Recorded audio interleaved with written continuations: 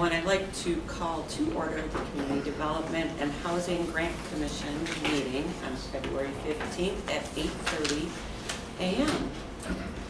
Because I am completely new to this commission, I'm going to ask Faith to do a roll call, please. Von Bergen. Here. Adamson. Here. Rathcorn. Hausman. Here. Grammer. Lamorte. Here. Levin. Here. Moore. Here. Nwogu. Smith. Here. Van Maren. Wiggleform. Okay, great. So next on the agenda are minutes approval. So for the Community Development Housing Grant Commission meeting September 14th, can I get a motion to approve the minutes as presented? I make a motion to approve the minutes as presented. I'll second. Are there any amendments or revisions? All right, seeing none, all those in favor say aye. Aye. All those opposed, nay. Okay, do we have any public comment? I do not see it. Okay, great. No public comment. So next on to old business is the resolution authorizing the amendments to the CDBG Commission bylaws. That was something I wanted to put on your agenda and I couldn't get it to attach in eScribe, so Michelle made copies, and for all of us commissioners here, we can give you a copy if you haven't picked one up with your name tag, just letting you know it's here for you. So since they've already pretty much made it through county board, we don't really need to do anything. Yeah, I And just these wanted just to have, okay. everybody have a copy of the final version that they had voted on and went through board. Okay. So we'll move on to new business. Do we want to start with presentations, or Hans, do you want to do a quick overview of? I will, yeah. And so Brandon already has that queued up, and I'll go very quickly because we have a pretty busy agenda today. Welcome to our Community Development and Housing Grant Commission meeting. For the record, my name is Hans Mock, Community Development Administrator. With us today is Michelle Halverson. She's a Community Development Associate. Our other CD associate, Eric Saikon, is in the corner working on meeting minutes. Brandon Kiker is our Community Development Specialist, primarily working with our homeless programs. Faith Taylor is our Senior Community Development Specialist. We hear from her a lot with the arrangement of all the meetings. So we're very grateful for that. Why you're here today is that we have $464,000 of swept back funds. And this is primarily due to the fact that we swept back a mortgage assistance program. It was better handled by the state's program with the Illinois Housing Development Authority. And namely, the top bullet point up there talking about the 150% area median income limit on the state program. Ours is only 80. So that's something that really would not have benefited very many people. We had the front and the back end to look at as far as what their debt limits and things were. The state has a much more robust program. So that's the reason the funds are swept. We need to spend 80% of the CD funds by October of 23. It's really November, but our notice put out that we want to finish the spending for these projects by September 30th of 23. That is the end of our program year. So we want to kind of tie that together and report the outcomes. We have 63.2% already spent down. We think we'll be at 70 by about late May. So we don't have any issue with getting to the 80% of the allocation being spent. Once we hit the 80% benchmark, we have 3 more years to spend the CD funds. And those are going to be longer term projects that the county board has allocated, such as affordable housing. Okay, so CDBG CD funds are a bit different than regular CDBG. The main thing is you can exceed the 15% public services cap. With these allocations that you're considering today, everything should have some sort of recovery planning or response to COVID-19. So some of the issues that we faced was a lack of affordable housing always. That's a good way to social distance somebody. So that would be one example. We would have other things where if the service is not already provided, if there's some increase in jobs or economic development as a result of the funding. Those are things that we're looking for under CV. Typical things that we do under regular CDBG, owner-occupied rehab, infrastructure, down payment are not eligible under the CDBG CV. So we're not fixing streets to respond to COVID. And $464,000 is available for allocation, as I mentioned earlier. So you should have a listing of all the projects, and what we ask you to do is determine what you would give to the project to total $464,000. Brendan here will do an average of all of those, and then when those averages are pulled up, it's sort of an icebreaker, and it allows you to start the conversation. So if you see, for example, if somebody requested $100,000 and the average is $15,000, it's probably a project that most of the commissioners were not in favor of.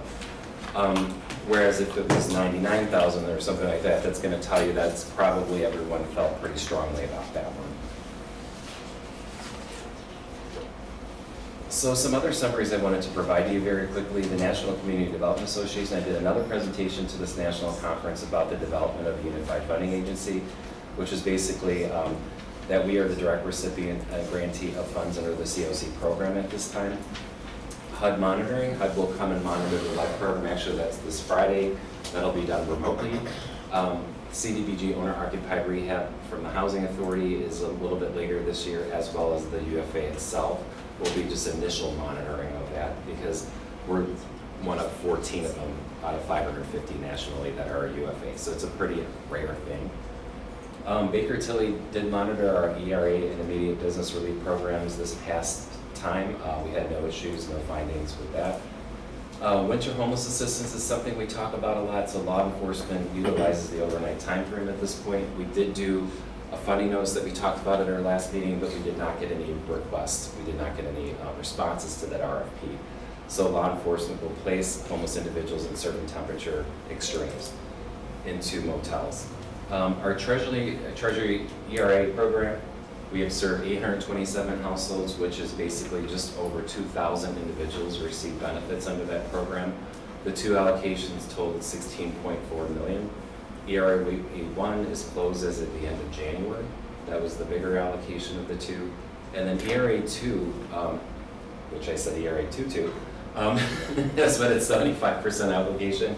County Board has already made and obligated 75% of it. So that means the remaining 25% can be used toward affordable housing, which is something that we knew early on, but finally there was some guidance that came out from the Treasury that indicated that we could do that as of October of 22.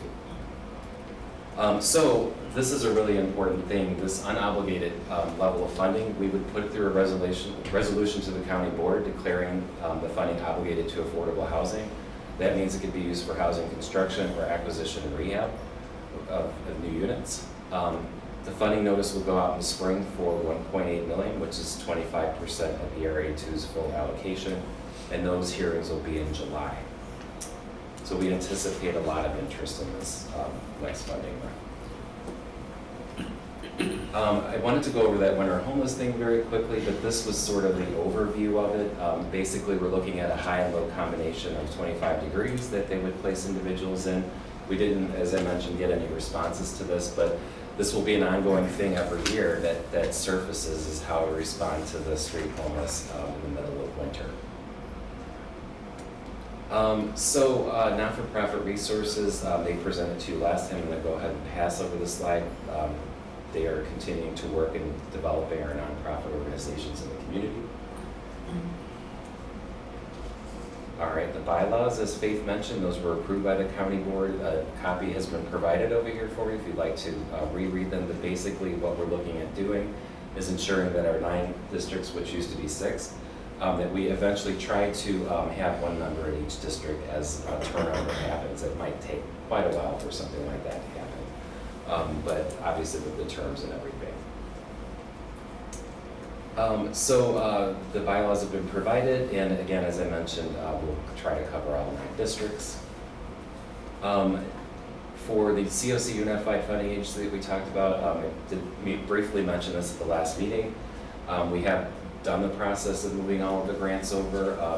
to the UFA, the Unified Funding Agency, and the annual competition is done through the COC, which Brandon helps to facilitate all of that, and is already working in the next competition. And that's all I have, and it's not July 13th, but this is what we like to recycle. You got the first one, and you get the last one. So, any questions about today's hearings? Hans, that funding for July, what do we have in front of us that is being requested today that might qualify for some of that funding? So anything with affordable housing, let's see, what do we have on the list today? We have The Coleman's contracting, I would be one of them that would be eligible for money then, too? that would potentially be eligible for money. I don't really see anything else unless you can tell me. No, I think what you will see is you will see some of them on the CDBG and home hearings next month. So there's a capital request under the home program that would be eligible. And I believe that HODC came back. Did they come back for another round? Or they intend to? I think they are intending to. Yeah. So they would be on the next month's. Some of these, like Home Disbro or something, might be there next month also. Yes, yes. That's it. Thanks. Okay, thank you, Hans. Well, I think we're ready to start then with the, You need your name. I don't have one. That's okay. You're the boss. Okay. Okay, We're just gonna queue up the presentation for Okay. the township. okay. So my name's Tracy Von Bergen, and I'm the new chair here. Do we need to take a quick lap around the room? For President, introductions? whatever, 2021 drive, I put them all in your. No, I don't. No, I think all right. we're- I'm the only newbie, so. We got a time constraint here, so, Yeah. you know, if we do it for everyone presenting, we're just gonna get behind, so. Okay. Okay, go ahead. Good morning. Quickly, we'll do a quick introduction of ourselves. I'm Gary Barlow. I'm the McHenry Township Supervisor. I'm here in partnership with the McHenry Fish Food Pantry that resides on our property. And this is John Smith, who is the lead person on this project, and also Cindy Secoin, who is one of the board members at the food pantry. We appreciate you inviting us over to present. Cindy put together a brief presentation. And I don't know if you've all had an opportunity to look through it or not. We have it streaming live there. Okay. So the arrows to the right. Cindy, you jump in when you want, if you want. And, but essentially, our relationship, or the food pantry, goes back to 1973. It was started out of a basement of a home, and essentially has had numerous locations and change in locations. At one time, they worked from the basement of the township building, then they went to the McHenry Library, and then back in 2011, 2012, there was a grant that we authored for building a separate facility for them on the township property. Am I? Pause. Or go back, right? Somewhere in there. Arrow to the left. Yeah, we just. Is there a stop button? Is the red one on here? Is that it? I'm not positive. The clicker. That's No, not there's a really pause. It looks like they're like transitioning through these slides. Yeah. Well, Do you have a timer set up? I don't believe there was a timer set up on it. Try loading it. Thank you. No, there was a timer, right? But There is a timer on it, yes. Okay. Oh, okay. It's fine. Talk fast. Do you want to give it a shot? No, keep going. Okay.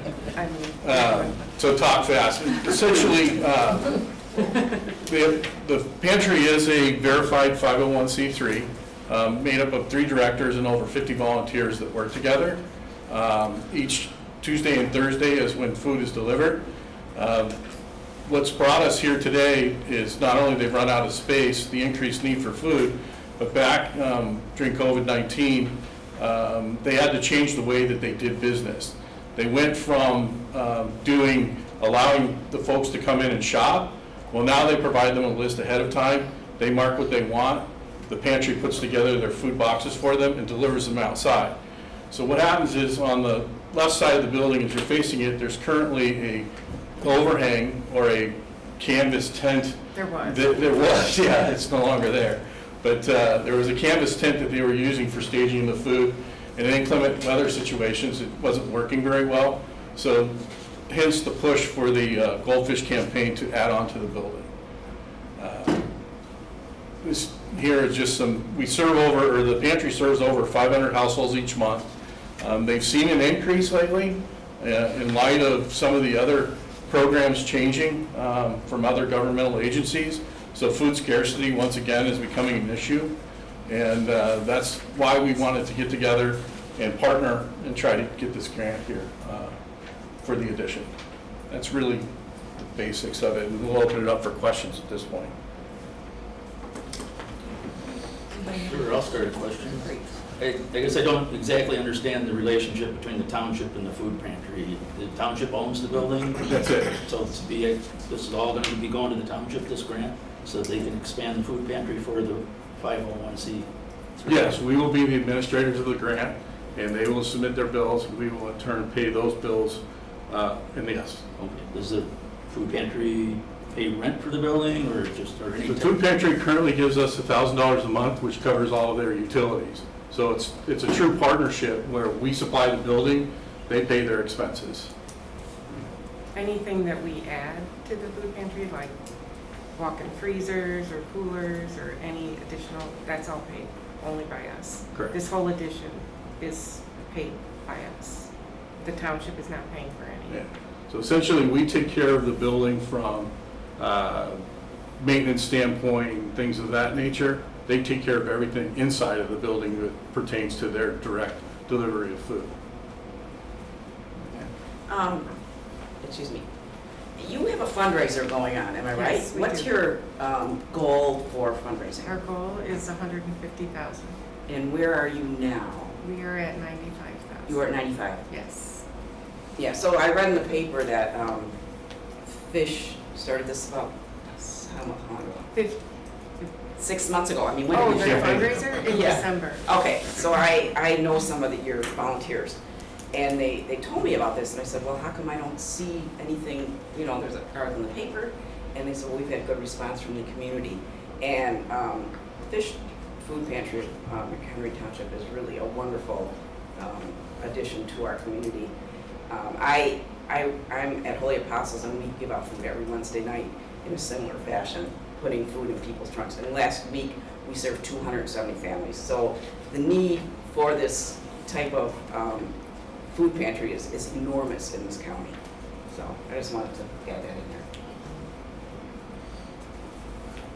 Go ahead. I just had quite kind of a follow-up to Larry's question. Is there a lease agreement between the township and Fish? Yes, there is a lease agreement, and it does cover the expenses. Okay. I'm a risk manager, and I Okay. just worry about these business divorces, Sure. these breakups. But there is something in place where that kind of protects this grant money should you receive it, and you're not kicking them out the next day. No, this Okay. partnership has been going for a long time. It goes back to 2011, 2012, where we put the building up for them. Yeah. This is, as long as I'm here, it's staying, and hopefully even after that, when I get reelected, it stays, it's not going anywhere. The problem with risk managers is we always think of the worst. No, I understand completely. No, this is a true partnership. Good stuff. You're talking about expanding this to people outside McHenry Township. Do you have a plan in place for marketing that, advertising that, so that other people would know that it's available? Really, from what I understand today, and you're gonna have to help me with this, today it's more been the word of mouth, where the folks from Richmond and the other communities, Wonder Lake and Right. surrounding us are coming in. So it's already being used there? Yeah. Well, since exactly. COVID started, from the very beginning, we opened up our geographic area. We've expanded to anyone who's in need. You don't have to show an ID card that says McHenry No, Township? Not Okay. at all. Good. No. If the grant requires some sort of tracking of that, I'm sure we could probably put something in place, but the pantry would like to continue those within McHenry County, not just the township. Because we're able to. Yeah, we'll We're support it. fortunate and that we can. We have actually quite a few clients from Woodstock and Wonder Lake now. They're just because we're able to give them more. Is So- You get, like, from the Illinois Food Bank, you get food from them to distribute? Every week. That's how it works? We order from them. We have never received any government funding at all, no state or federal. And we're all completely volunteer, no one is paid for anything. So, it never has been from the beginning. It's been an all volunteer Good, thank you. organization. Okay, any other questions? Well, thank you for Thank you your very much for your presentation. time. Thank you, we appreciate it. After we get through all of the presentations, then we'll do our deliberation and Sure. let you know. Thank you very Great, much. thank you, Thank we you. appreciate it. Have a good day. Okay, next up we have Coleman Contractors. Thank you for your service. Nice to on the other. Thank you, I appreciate it. Bye, see you later.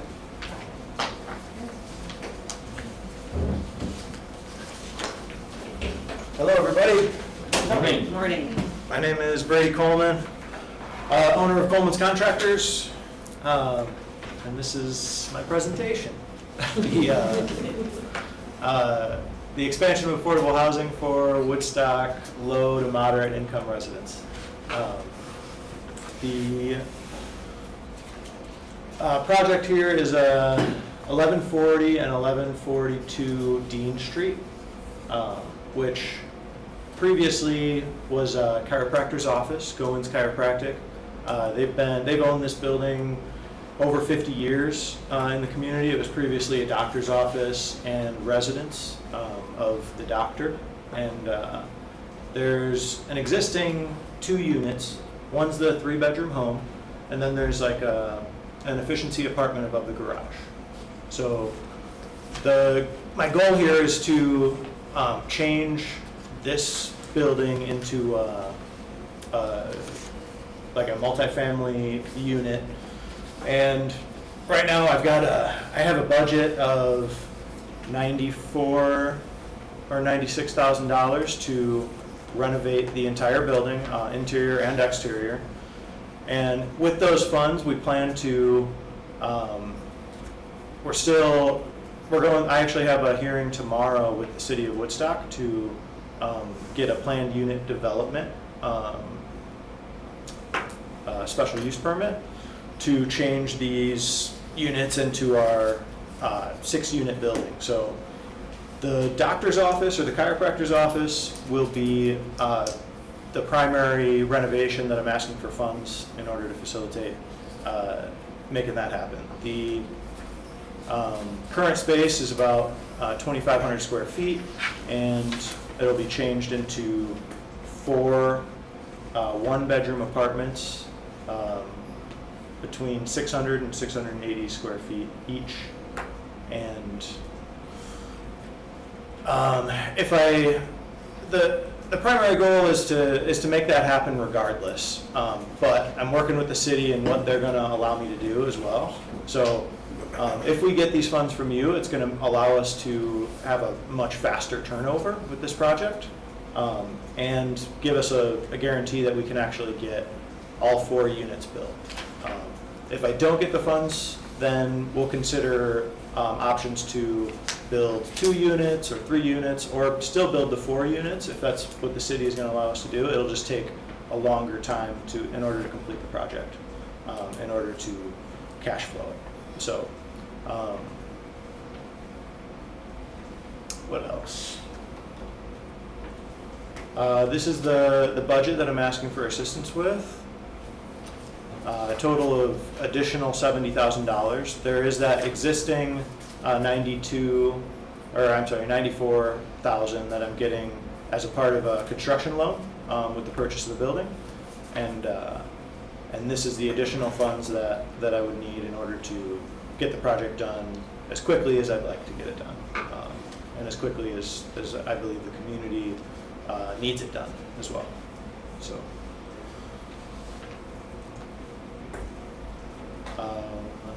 Just some additional pictures. So There are 6 units, but there's going to be 8 individuals served. That's because the one 3-bedroom unit will serve 3 individuals, renting out individual rooms. A lot of the source of the tenants that I have now, because I already own 2 rental properties in Woodstock, comes from my connection to the community serving substance abuse addiction, substance abuse disorder. So those individuals are going through other programs in the community, and after they graduate is kind of where we see a gap, right? Like they either can't afford to go get a $2,500 apartment, or they can't qualify because they don't have credit history, or a number of difficulties. So having these units available under my management allows me to qualify these people as they're coming out of these programs, and through working closely with their previous case managers, I can identify who's going to be a good tenant, who's actually going through the program and really making life changes that are going to qualify them to live independently.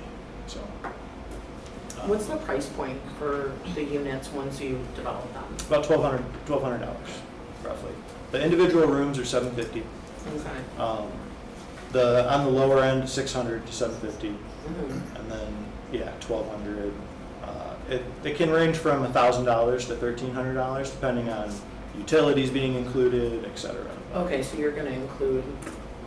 Depends on the Okay. individual units. Okay. Some of them are going to be independently responsible for utilities, and some of them Okay. are included. What's your current zoning in that building now? It's currently R1. Okay. Yeah, which it's been forever. But Wasn't 50 this this building's previously Sees it, exists, the zoning around it. So it's been used as a commercial office space, and that's kind of why the city, they want to see it change to residential. So it just depends on, and that's why I think they leaned into the PUD zoning, is because they don't have to change to like R3 or R4. We just get the special use permit to allow us to do it. Is the fire station across the street? Just about Just about? down the street a little bit, yeah. It's right across from the church. Have you been to the city of Woodstock? Do they have a zoning change, or where you Yeah. at with that process, I guess? That hearing's tomorrow. That hearing's tomorrow? Yeah, so I already have all the paperwork. I have the office staff. They kind of led me in this direction. Okay, So- other than the fire station, that's all single-family homes in that area, is it? Yeah, there's the church right across the street. But yeah, other than that, it's R1. When you look at the zoning map, there's within 2 blocks, there are a few R3 buildings that have been changed. That would be more towards town, I presume, on Dean Street or in that area? Dean Street and Ridge? Yeah, well, obviously, as you get closer to downtown, to the square, there's a lot more, Okay. but yeah, just within 2 blocks. I guess there's a what I'm getting couple. to is, do you anticipate any public, anybody coming from that neighborhood saying, we don't want this here? I don't. Okay. But I've been, because I serve on the board of New Directions, I've been through a few meetings like that where when we're trying to open like recovery homes, it brings out a lot of people that want to contest that. And I think Woodstock is a lot different than other like Crystal Lake or getting stuff like that through. So I think Woodstock's a little bit more Okay, and accepted. then I guess my other question would be for Hans. We could do something here, but it'd be subject to the rezoning. And then I also see staff has made comments about some of the work that's already done that the funds wouldn't be able to be used for. Yeah, we wouldn't be able to go back in time on things that, just because of the environmental review process. As far as the zoning is concerned, that could be a contingency. Obviously, you'd have to get that approved in order to proceed with what you're doing. But it sounds like you're pretty far along in the process. Yeah. Well, so with the 2 existing units that really just needed like painting and flooring and a few fixes, but so I got that done already. The demo we started on the large part of the project that we're talking about, and we really just wanted to get that done to make sure that there weren't any additional surprises with the foundation or the structure of the building. So how would we go do an initial inspection then, so you knew where he was at, or? So that we already have documented pictures, I think that you already signed our For office. example, there's this one here, you can see just the, the walls are opened up in there. If, they're looking for HVAC, if they're looking for plumbing, if they're looking for electrical, and it's not already in there and they're not in the process of putting it in there, then it's not started beforehand. This is just his demo area, he's taken all the drywall down and exposed the walls so that he can see what he might have to potentially do. In that case, that's the demo, and he's not asking for any funding for the demo. What he would be looking for is all the trades, the HVAC, plumbing, electric, right? Mm-hmm. And so if that work isn't started before we get the environmental and the contract done, then we can pay for that. Okay, thanks. Yeah, the project will be halted, until we get everything straightened out with the city and anything that we're working on with this as well. Any other questions? If you have Pictures. a I just didn't want to couple, interrupt you. yeah, there's just a couple renderings of the project after we're complete.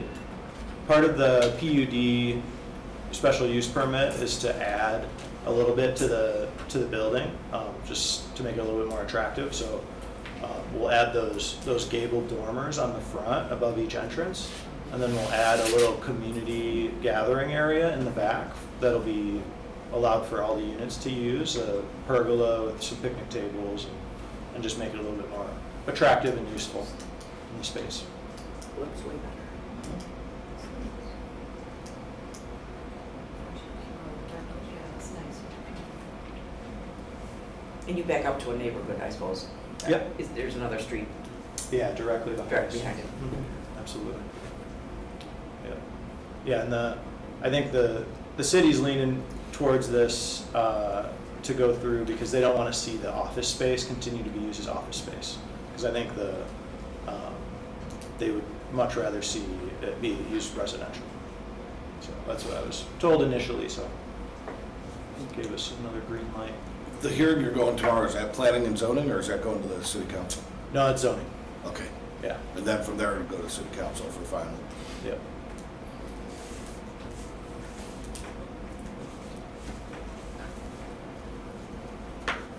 Does anybody have any other questions? Okay, well, thank you very much for your Yeah. presentation. My pleasure, thank you so much for your time and consideration. Okay, I got one more question for Hans.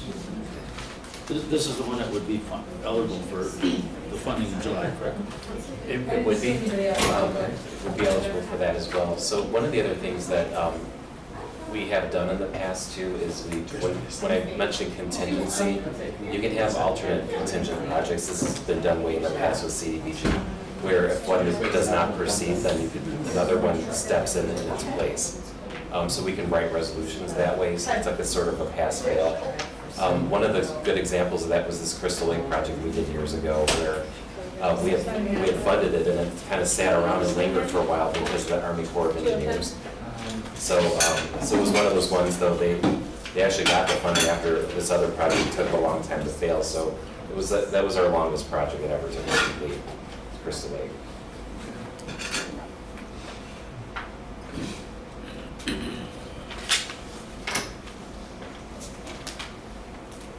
Okay, next up we have City of Marengo. Hello, everyone.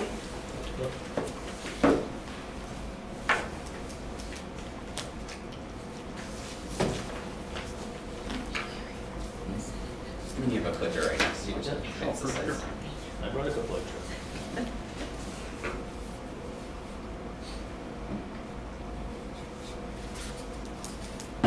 Okay to start? Go ahead. Yeah. Awesome. Well, thank you everyone for having me here today. My name is Nick Radcliffe. I am a little nervous, but I'm well prepared, I promise. I'm the Assistant City Administrator for the City of Marengo. And today we're here to present the Marengo Facade Program. So here, right in these photos, are our current downtown district. As you can see, it's been aging. The facade needs a lot of improvement. It used to be a wonderful downtown district, but over the years it's seen some deteriorations. Here's now an aerial shot, kind of giving an overlook of the whole downtown district there. And then here, so back in 2019, 2020, the City of Marengo received the CDBG grants for 2 businesses to make repairs. During the COVID pandemic, lack of funding and getting those funds, it's been delayed until now. So thankfully, this March, with the help of Faith, she's been really helpful getting me on board. We're able to move this project forward. So right here we have Casa Madera. It's a Mexican restaurant on the corner of Route 23 and Route 20. As you can see, it's a mix of colors of green and purple, so it definitely needs to get fixed up a little bit. So this March they're actually going to be fixing up the wood and the paneling, some of the windows, and then repainting the whole building. Here we have Wild Hair Salon. It's a salon that's been a staple in the City of Marengo for quite some time. They received the grant as well. They're planning on redoing their whole front storefront there with all the windows. Over the years, she's had issues with air getting in and cold air during the winters, and so she's going to get brand new windows thanks to the grant. So the City of Marengo's request for the CDBG is, with the lingering effects of the COVID-19 pandemic, the businesses are the ones that were hurt the most out of the pandemic. And we still see that today. So we want to really create a welcoming atmosphere and a more inviting atmosphere to welcome back visitors and residents back to the business community. So we're asking for $30,000 to award again 2 businesses, $15,000 apiece, with the City of Marengo covering the 10% match there. The good thing is that we've done this before in the City of Marengo, so we're able to expedite the process and ensure that this will be done in a timely manner and fit the requirements of the grant. And again, I just wanted to show a few photos of some interested businesses, and then also some businesses that I think need some help with their facade. Some of the businesses I referenced are a pet supply store, Dino's Restaurant. It's a breakfast restaurant. Again, a staple in the City of Marengo. It's always busy on the weekends. And then Marengo Emporium. It's on the corner of one of our busy intersections there, and I think it just needs a lot of help with the facade. There are a lot more that I believe will be interested if we do receive this funding, and we can move forward with attracting those businesses. So with that, I was trying to keep it short and sweet, so then I can answer any questions that you guys may have. We appreciate that. I'll open it up to questions. I just have a question on the 2020 grant that we received. Is there a time limit on that? You know, that we have to spend it? Or We they have to spend have it? our general timeliness that we don't exceed 1.5 times this year's allocation.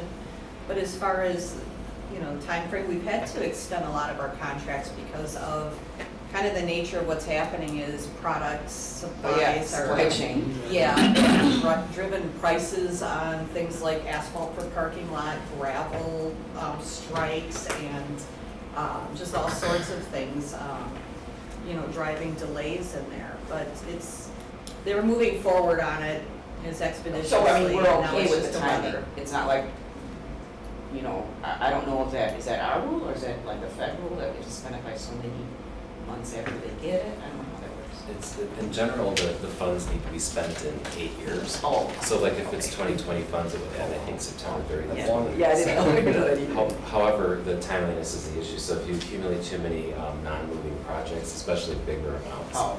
it that's gets where real, yeah. we run into Okay. a problem with that 1.5 times. So Okay. HUD is actually considering a rule change to that and considering using an obligation of the funds. So the commission is the one that obligates the funds, so that would meet the standard if that rule is changed. The states already have that in place, but the cities and counties do not. So that's something under consideration. Okay, thank you. Sure. I had a question on the last project. There was a selection of the businesses for the facade improvements. Were there other businesses in line that did not receive selection? Did you have some pent-up demand there? It was definitely before my time, but from what I've heard, we did a lottery. I believe there's 4 businesses that went into the lottery and then went to city council. Okay. So then 2 of the 4 got selected. But I do see after I usually go on foot and visit the businesses in the downtown district and just kind of see like if this would be of interest.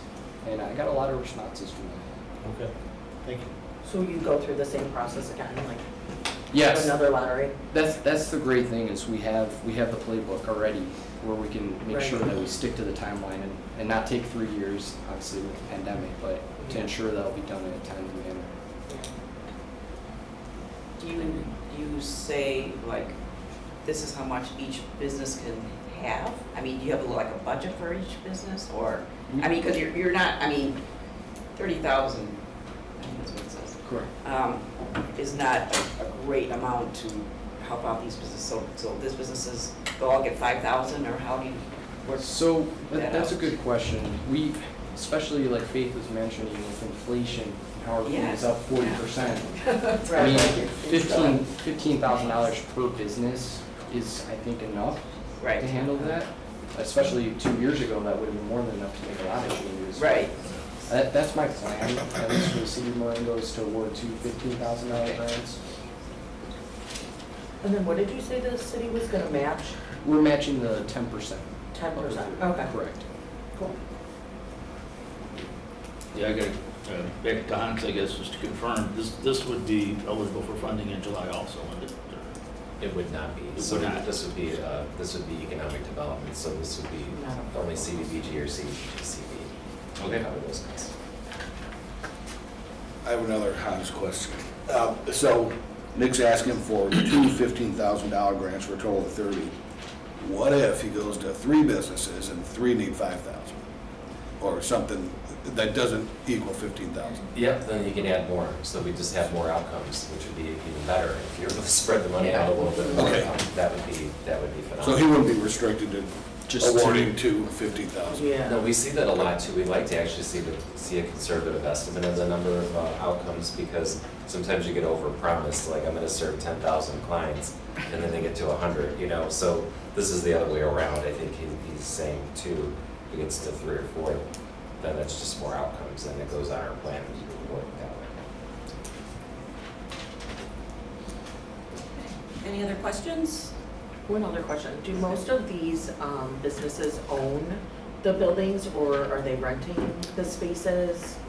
I would say it's half and half. Okay. The last one in 2020, both of them own the buildings, Okay.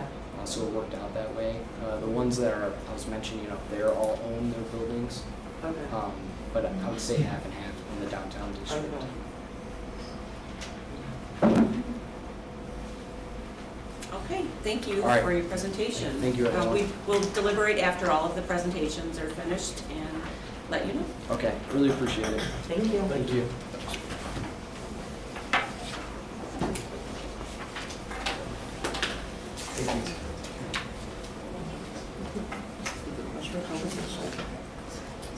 Okay. We are fortunately ahead of schedule, but I see Richardson's are here. You guys want to come up to the table here? Friend of Steve's. Yeah, We have the email right here, and you can present from there. We have a picture for you to advance your presentation. Just introduce yourselves. I'm out of session. So, good morning. George Richardson, my wife Wendy, my brother, older but wiser brother Robert. Will they never forget what he keeps telling me. We're 1/3 of the ownership of Richardson Farm. And does this go forward? Yes. So it's actually 3 families of Richardsons, the 4th and 5th generations. Yes, and actually, without a little history, this whole thing doesn't mean anything. The Octagon Farm doesn't mean much without the history. The farm's been in the family since 1836.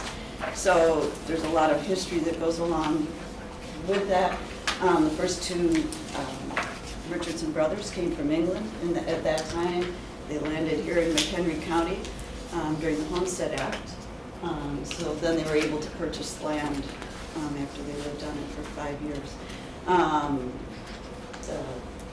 The original house is still here. And then, of course, Picture that, there it is, so. there's the So original. lithograph from about 1862, that home was built by the first Robert Richardson in 1861, and this Robert Richardson, I said fourth and fifth, this is the fifth and sixth generations on the farm. And his wife Carol still live in that farm, that beautiful barn, house. Beautiful house, yeah. It looks a little different. Well, and here are 3 generations. Actually, George J. Richardson, 3rd generation. And then their dad, Owen, George and Robert's dad, Owen, and their sister Jane is in that picture. So the farm has continually been handed down over time. Actually, it's sort of a family thing. The kids had to go to college, get a job off the farm, decide if they want to come back or not. There were 5 kids in the family. 2 of the 3 came back to the farm. Robert first. It was corn, soybeans, and well, basically Cattle, some pigs. Yep. 400 acres. And Changed over time. The mom and dad made sure that they each had a separate homestead, far enough apart. Here's your house, here's your house, here's your pigs, here's your pigs. So that if for some reason, because it was a partnership, if it didn't work out, then, let's just decide to separate, but they still had their own. So they, were gifted and purchased land over time. So then George's son Ryan purchased a third of the business, so that's why he's the third now. And actually, they all went to a one-room schoolhouse. It was down English Prairie Road. We saved that. It was going to be demolished. It still hasn't become anything because it takes a lot of money to fix it all up. We fixed the windows and the roof so it doesn't leak, but it will at some point be something. But trying to save history that's important to the family, but also important to, we think, the county. it's part of our personal brand, and we can't separate anything we do aside from our personal history, and that's what we push out to the public, and I think that's one of the reasons we've been so successful, is that it puts a personal brand on everything we do. And that's why we have several 100,000 visits to our website, over 25,000 on our email list, which is a 45% open rate typically. Facebook page is very active. These are the things that we do that help make everything successful. We had started Christmas trees in 1981 as a little bit of a side hobby. And then when we started selling those, we realized we like talking with people. And not every farmer likes that. They want to be solitary individuals, typically. But we love people coming to our farm, having a great time. It's enjoyable for us, and people appreciate being able to come out and share the open spaces with us.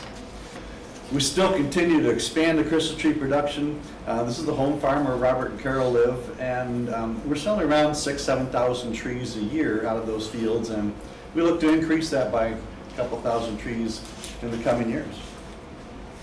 Now we realized from the tree business that we like people, and people smell better than pigs, and they make more money. So in 2001 we started a corn maze. Let's try this. Let's see what we can do. We needed something else. We had 3 families on the farm. We subsequently bought out our parents. But this has been a great venture, and it's grown very, very nicely over the years to where we get over 100,000 people each September and October. Very high profile. This last year with the James Bond theme was just phenomenal for us. Every major network station in Chicago flew their helicopters out, took some great aerial footage. We even had a man from Reuters International who lives in Chicago came out, did a video interview, flew his drone over, and then James Corden picked up that footage and did this funny bit about this crazy corn maze celebrating James Bond, a fictional corner in Spring Grove, Illinois, and he went on, but great fun for us. Now this will be our 3rd spring for our Tulip Festival. It's just something we branched out into. It's actually Robert's idea. And they went to Washington State and visited some tulip farms, see what they do. And so this spring we hope to have about 1 million tulips blooming. And this is just about 1/3 of the area in this photograph. And that's just another thing that gets people to our farm. And the Adventure Farm, the gift shop is in the background And there. different people to our farm, sometimes it's repeat customers, but sometimes it's a whole different group. Yeah, and everything cross-marketing between all of our ventures is why we believe this event center will be successful, because we've got a large customer base and we're gonna do it right. This will be a high-profile thing. We've been thinking about this concept for a number of years, but then the Cotner barn popped up. It's a very unique structure. Jack Pease bought the property. It's gonna be all the barns demolished, cleaned out, sold for houses or gravel Something. pit or something, whatever Jack intends on doing. And we have a lot of verbal support for us saving it. And I just think it's going to be a phenomenal structure. Neat history behind it. Fred Hatch built it, maybe with his dad, but this monument is in a park in Spring Grove, and it credits Fred Hatch with having built the first vertical silo in the United States.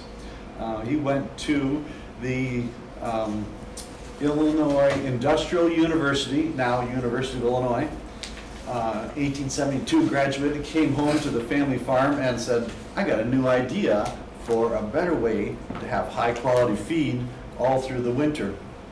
And that monument was put up by the American Society of Ag Engineers for having started that trend here. This was obviously an ingenious man, and this bronze plaque is on that larger plaque that I showed you first.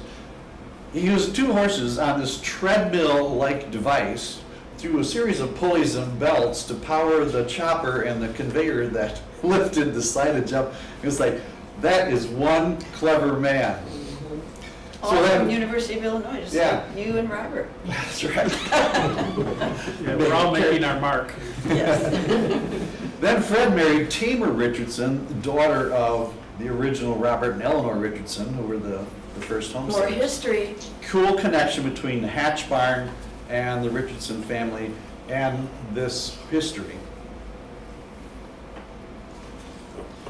Octagon barns, very unique. I don't know how many are existing in the United States. I referenced one article from 1970. A person tried to find all of them. They identified 444. That was 50 years ago. So I'm sure there's far fewer today, but a very unique space. And that soaring, clear span, cathedral-like atmosphere, I think, will be really impressive. No posts in the middle of the room, so you can rearrange that room anyway. Anyway you want. That's about 2,000 square feet the way it is. We could seat 100 people in there, but we want to have something that's larger, has a larger presence in the county. And it had a wing off one end, hay-mow caps below. And so our plans include making 3 wings, which would be interconnected. So we have area for more seating, up to 300 people, and then storage, kitchen areas, things like that, restrooms, all those. So the only other place that we could find in McHenry County, Bluestem Farm has a barn. They can hold up to, I think they say 180. 180 on the But both that's on the levels. 2 levels. We were at a wedding there, so we know you can't, and I wasn't thinking of it at the time, but it wasn't possible to have 180 on the second floor. So 2 floors. Beautiful so- facility, smaller than what we're planning, and not finished really fantastic inside, although, you know, barns are kind of in right now. And they are completely sold out for 2023 Saturdays, which is encouraging for me, so. We will remove the roof, remove the siding, dismantle that board by board, move it to our place, reassemble it, put that roof boards and that siding back on, a little bit cleaner. And so this is the look that we will maintain inside. Then, because it's a building that's going to be heated, air conditioned, a nice facility, we'll sheet the exterior roof and siding with some foam board insulation, and then put metal roof on. It helps reduce the snow loads, and 1x12 kind of traditional barn siding, so we'll keep that authentic look. Will this start? This was a, try to press enter once. And see if that, oh yeah. There you go. So, just happens that my stepson-in-law is a Hollywood cameraman, videographer, photographer, and so we intend to, he put this together kind of quickly. We want to do a whole video story of the history between the Hatch family, the Cottoners, the Richardson family, the first vertical silo in the United States. The whole process will be very interesting to people, how it was dismantled, reassembled, and made into a fantastic event center. And so we'll use my photography, my drone footage, and Tom when he's out here. He lives in Kansas City now. But we'll put this together, and it'll be something that we can constantly loop on TV monitors in our gift shop and the beer tent on the Adventure Farm. Everything helps with marketing, so people go, wow, that's cool. And every time somebody goes, wow, that's worth something. That's marketing, so that's what we try to do. But we know from George and I and Robert do pig races at the farm. They're really cute, by the way, if you've never been there. But after we do a little farm history just so people know there's really a Richardson there, and they'll go, wow, you mean you guys are real. So the farm just didn't have that name, or it didn't come from the name of the road. And they ask questions because we do history. They'll come, even young people will come up and ask questions. I'm sure you get the same thing, Tracy, at the farm. But, you know, they like to know that there's a history that goes behind everything. So, sorry, I digress. So, in the families, we're full-time, obviously, but we have about 176 people that we paid last year. It's about 250 in the time clock system. And our payroll was $434,000. A lot of these folks are high school students that need some extra spending money, college students that are home from college or going to county college that need income for gas and tuition and food and books and things like that. Single parent families, single individuals that are living and trying to pay rent. Retired folks that need a little bit extra on top of their... It's a very broad base of our employees. Some are just recently retired, doing fine, but this is a fun job for them to do. So, the EDC presented the farm with a Business Champion Award back in 2017, acknowledging the positive impact that we have on the county, and we're very proud of that. Village of Spring Grove, all the gas stations, the bars, the restaurants, they're all like, love having you guys, bringing all those people into town and dropping their money here, money from outside the county that's dropped here. And we just got this from Naturally McHenry County, our DMO, Destination Marketing, or it used to be CVB, it's easy to say. This is visitor data from outside of McHenry County. So 40,000 unique visitors, 177,000 trips over last year, and the top markets by city. Outside of the county. We even get some to bust the Cheddar Curtain and come down to Wisconsin. That's a tough one sometimes. But this is money from outside the county that is dropped in here, and we pay our sales tax on that, besides what they visit. So.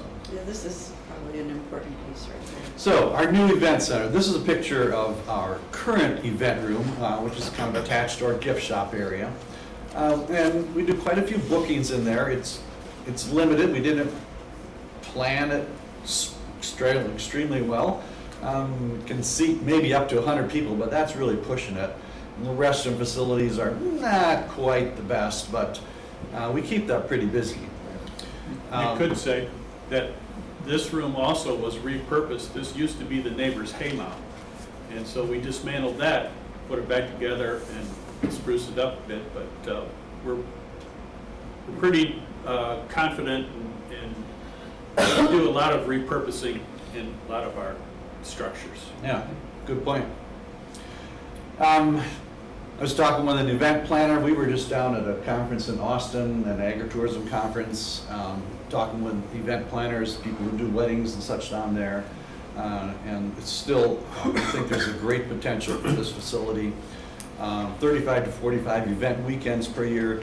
This is a conservative estimate of what it will take just to operate an event, and it doesn't include the grounds keeping and the painting and exterior keep up of the building and all of those incidental things that go along with that.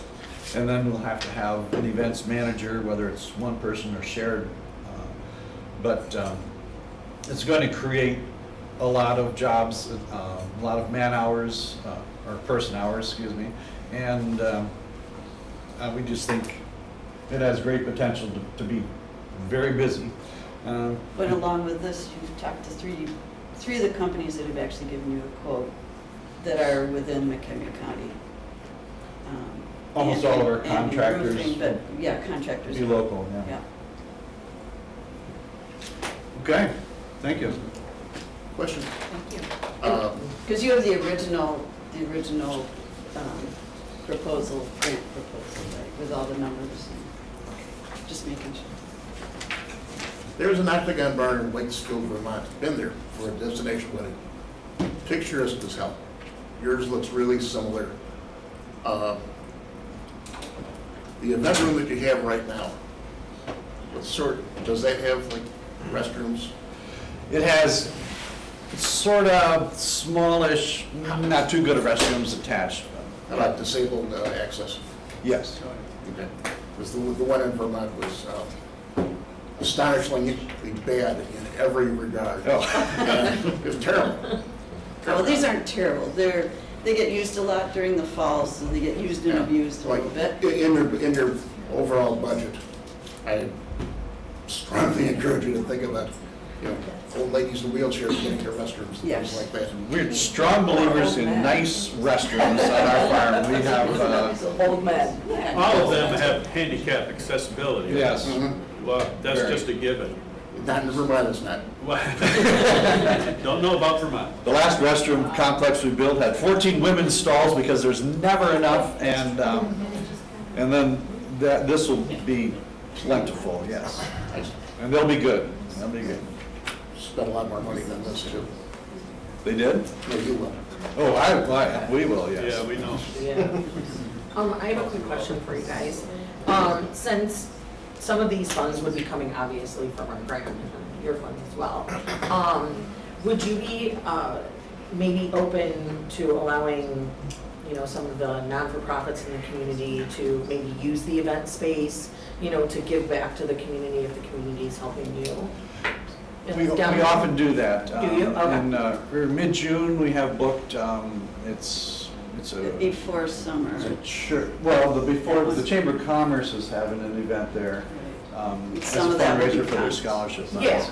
The church is trying to build a $2 million all-inclusive playground, and they're going to do an event on the farm using the indoor and the outdoor spaces. And we're firm believers in helping not-for-profits. We've been successful. We hope to continue to grow. And George and I in Rotary and often we give and take with Rotary. Yeah. I mean, they come to the farm to roast corn. We wanted roasted sweet corn, but we don't charge them a fee to bring the roaster in and do that. The community church holds a trivia night. We don't charge the community church, which Robert's a... So you're already doing it? We do. And probably other things. Those are the ones I can think of right now. The scouts, when they couldn't hold their meetings, they had to be spread out, came to the farm because in that event room, gift shop area, we had several rooms where they could spread out and separate, and then they could hold their meetings. High school track events That's are right. out there also. Yep, oh, cool. On several I'm thinking weekends more. during the season. So it's just any number of things that we Yeah. don't charge for everything. Yeah. glad to help out. Just give people an idea. I have a question. our funding available is a little over $4.5 million, and you have quite a big ask, which is, can you, if we can't fund you fully, can you still go forward with this project? We anticipate we can go forward with part of it, probably not complete it. We do have another project we need to complete, which is about $200,000. And so this is another thing. We will, I think, at least save the barn, get it to our place, hopefully put it back up with a new roof on it. And then if that's as far as we get, or we get the concrete floor in, temporary, some siding on, probably wouldn't get to adding the additions. It may be a long-term project. Right, and we have funded long-term projects. We have the schoolhouse As right a now, school. but we've not done anything with it because that's a major project Right. to redo that. So all this takes money, and But we 300, have a limited budget. and the 300,000 didn't cover the project, it was just an ask for now. And then we might be back. But it's So- a big project, it's gonna Right, take a lot of and so money. how, would this qualify for regular CDBG? Yes, It would, so they could come back yes. in a year and ask for more. So it's not just the COVID money. Is that correct? Okay, that's correct. All right. Thank you. Mr. Smith? I'm having a hard time picturing this thing with 3 wings that are interconnected and still keeping the exterior historical. The octagon shape, yeah. Any thought on where these, you said they're gonna connect, there's gonna be 3 wings, they're gonna connect or interconnect. The 3 main wings, my idea is that there'll be an open roof design so that people seated in the wings will still see all the way through up into the full ceiling effect. And then the back wing, we need for kitchen space, restrooms, bar area, storage, things like that. But the wings, the plans I drew up, which I think you might have, is knits those 2 wings together, the 3 wings together with hallways on the exterior of this shell. So the octagon part remains intact, and it shows from the front as you enter with the full height of those walls. Then once you get inside, you'll see much more space off to the sides.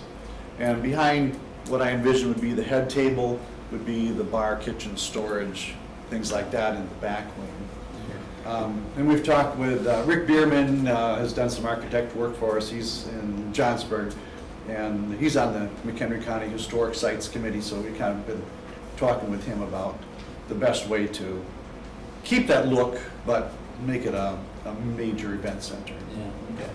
And my other question would be about the staff comments.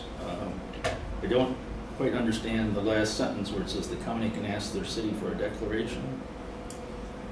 So with these, we typically have to meet a standard for historic preservation parts of things. One of the most common is the National Register of Historic Places, but a local designation could also be made. We would just need to have that documented. We don't anticipate there would be any trouble with gaining that, but it's just something that we wanted to make sure the commission was aware of. It's part of the regulation. So why, what city? I mean, they're not in Spring Grove, that's just a mailing address. It would be probably the Historical Society for the county. McHenry County one. And we are in the village of Spring Grove. Oh, you are? Our farm is annexed into the village of Spring Grove. Oh, okay, I didn't realize that. Yeah. Yeah, so I had contacted the Illinois Landmark Society and talked with them about getting this listed as a National Register of Historic Places. And she's like, well, we'd have to come out and look at it now, but there's about a 1-year backlog before we can look at it, and then write a plan with how you're going to move it in an authentic way. So basically, no. But after it's in place, the option is still there, assuming it's put back together with the original pegs and post and beam frame construction, which we intend to do. And so I would at least like to get, county designation, but state designation as a landmark. And then if I can get it listed National Register of Historic Places, we will do that in the future. But county designation would be enough? Yes. For what we need, okay. George, are you familiar with the SBA 504 program? No. I'll reach out to you and send you some information. Might be an answer to some of what you want to do. Thank you. Is that the loans, the SBA loans? Yeah, it's one SBA loan program. Yeah, they've got several. Yeah. This is geared toward things like this. Okay. Any other questions? Okay, well, thank you very much for coming in. All right. We Thank you. look forward to seeing that put up. So we'll start deliberations once we get through all the presentations, and we will let you know. You have a long day, so. Yes. Thank you for your time. Yes, thank you. Thank you. Thanks.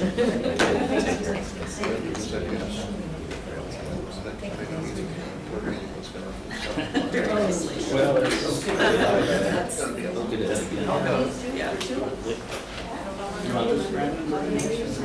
I've saved it. Just hold it on here. Great video.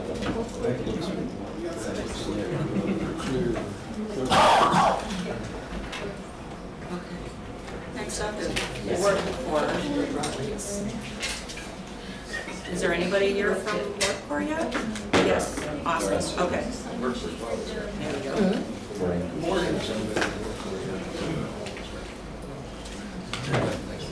Yeah.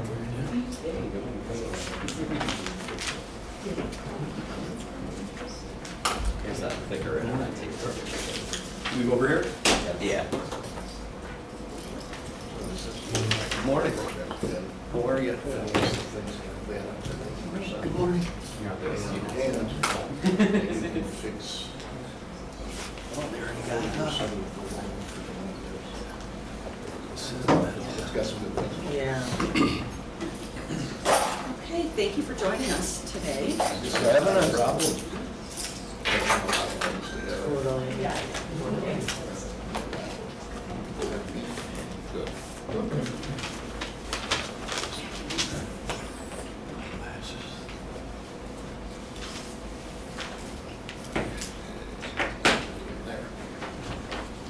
Feel free to start when you're ready.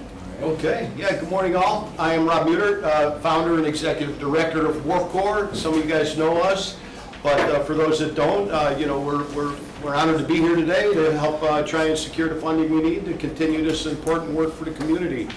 This is Clay Muter and Andrew Turner, he runs our outreach team, but you know, our pitch is pretty brief. We just have some information we're going to run through real quickly, but you know, ultimately, you know, we feel we are a big part of the change in the community. We came into the homeless outreach kind of, you know, in a backdoor way, but you know, I believe that was our path as a small little nonprofit, starting in prevention-based programs for kids to not get involved with drugs. It led us here through COVID. But you know, what we're doing here is important. Every day we're out in the field with the community of you know, unhoused. We see the importance of it more and more every day, and you know, try and make sure we bring a compassionate approach to how we deal with it, because they are people and they all have the same wants and needs as all of us. So you know, I guess that's kind of it for the opening statement. We could go to the next slide. So again, we are Warp Core. We are a 501c3 nonprofit. We recently converted from an L3C. We're just dedicated to ending the loss of life caused by homelessness, suicide, and substance use disorder. You know, our general overview is just we believe every individual has dignity and deserves a chance to change their lives for the better. Every person has passions and interests that can be identified, understood, and nurtured to provide the best opportunity for success in life. And then just a little bit more background on what brought us to this point. You know, prevention through engagement was the foundation of Warp Core in 2017 when I started this thing in the basement of my house. 79 overdose deaths, 39 suicides that year in the county. You know, and also as a veteran myself, the increasing number of veteran suicides and drug addiction became a very real thing, and I just said, hey, we got to do something. So, you know, we started as a prevention-based organization focusing on kids, but we did also focus and understand that job training is important, Mental health support is important. We do have a Phase 2 community center business plan that would just take our current state and amplify it to really start to engage in programming on the spot, real programming that engages people that we cannot do currently in our current facility. We use music, art, and action sports as our, again, foundation for our prevention-based tools for young people. Harm reduction and support really was a secondary thing that we got involved with very quickly with a couple other nonprofits, because if we don't look at that as a public health issue, we're looking at it the wrong way, in my opinion. We need Narcan on the streets. We need users to understand how to test their drugs for fentanyl. We need to have safe supplies so that they can at least, as they're in the throes of addiction, use safely, and then hopefully walk the path to a recovery and treatment program. Yeah, so obviously that doesn't necessarily have much to do with our homeless outreach pitch that we're giving, but I think it is important to give a little bit of perspective on some of the other things that we're doing and how we got here. Just some of our grant history. We did receive a CDBG grant from McHenry County for a small business incubator. Allowed us to buy our print shop that we used to generate revenue for the organization. That was the first grant we received. And then throughout the COVID pandemic, we were approached by the county through an ESG and CDBG grants to provide, which really started us on this path of homeless outreach. Started with the COVID motel program, moved into case management, and brought us to the street outreach, which is the main service that we provide today. Currently today, we are operating our street outreach program through ARPA interest funds to cover services through April of this year. I would like to add real quick on that back slide, guys, that a lot of the people that we do engage that are currently unhoused in this county do have undiagnosed mental health, and almost all of them have some type of an addiction problem. So the transition from homelessness to help these are all issues that they are struggling with. Most of the people are going to wake up and start using, they're going to wake up and start drinking, so that puts them in an altered frame of mind, which makes it even more challenging, I'll say, to try and provide services sometimes. But they are all hand in hand with the homeless. Just a little bit on the current state of homelessness in our community as we're seeing it. Since the inception of our current version of this project in February of 2022, we've serviced 77 individuals in a variety of ways. 60 of those individuals are new to the county or our program. And we've provided transportation for a large portion of those, either to the Community Resource Day in Crystal Lake, a large wraparound event with many services available, to job interviews, court dates, doctor's appointments. Through collaboration with the agencies that we work with in the McHenry County Continuum of Care, we have housed 21 individuals that are now either in their own apartment, group living homes, assisted living, or sober living. We've also helped to implement a couple new programs in the community, one being the Cricket Wireless free phone program. We can get any of our clients a free cell phone and up to 3 years of service. It is a 2 to 3 year service plan. And then, we've got our shop on the Woodstock Square with what we call our outreach point. That's where we distribute food, water, tents, tarps, any camping gear or outdoor necessities that you might have if you're living on the streets and unhomed. And then we've got an open door policy for any homeless individuals. They know where we're at. We've done our absolute best to get cards and flyers everywhere, and they know that we're there.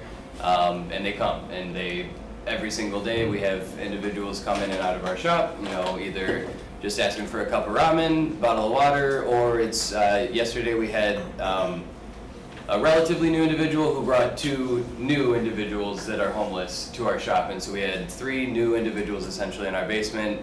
They needed tents, they needed tarps, they needed everything that you would need if you're going to be living outside for the foreseeable future. And thanks to support from the community and donations and everything, fortunately we were able to provide all of those needs for them. So just moving on to this current proposal. Andrew?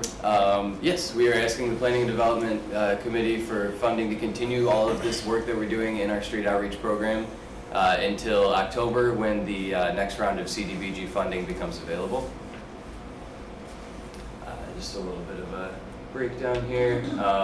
So the requested funds are going to cover 6 months of payroll for the 3 current admin positions, which is going to be the 3 of us, as well as 2 part-time street outreach workers.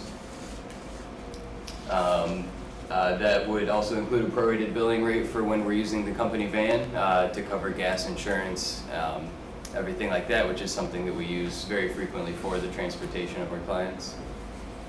And then a creation of a small economic development program to help homeless individuals generate income, and this is something that we've been workshopping at Warp Core for a little bit now, just trying to provide ways for homeless individuals to create a little bit of their own income through various avenues, and this funding would give us the means to do that, as well as a motel stay reimbursement for emergency shelter when that is needed. You know, the county has a cold weather program, which is fantastic in the winter, but even throughout the summer, without having an emergency shelter in the county, a couple times we were just footing the bill for 2 or 3 nights at the Super 8 or whatever it might be. This would allow us to kind of fill that out and really be able to provide the shelter when it's needed, as well as the coverage for the insurance that is needed for the street outreach program. And then just kind of wrapping up here, you know, we believe that Warp Core provides a unique service in this community, being in the front lines of supporting those struggling with homelessness in McHenry County. You know, we do believe that we're doing something that, you know, no one else, you know, in this community is doing. We're just asking that our staff, who has and will continue to make sacrifices for this mission, to be compensated for our work with a livable wage. If funding for this program has stopped, many individuals who rely on Warp Core for their basic needs will be left without help or resources. So being awarded this funding would allow Warp Core to continue providing and expanding our services to continue to do this work for the long term. We just need your help, so thank you very much. We're happy to field any questions. Thank you. Open up, anybody have any questions? I got one, I guess, I'll start. Go ahead.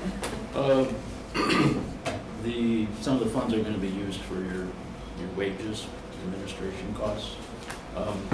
This is sort of a unique design in what your program does, but I mean, typically we'd be asking what percentage of the funding is going to the administration costs. Do you have that? Any idea? We do have our budget here. That was submitted with the grant app. Okay, apparently I missed it. So, Not sure the percentage. Just under 80%.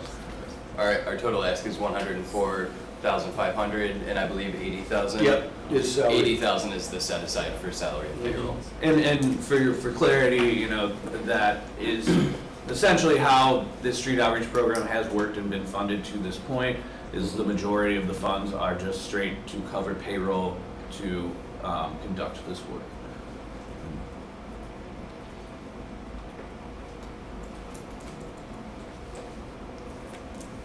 that's all I have, thanks.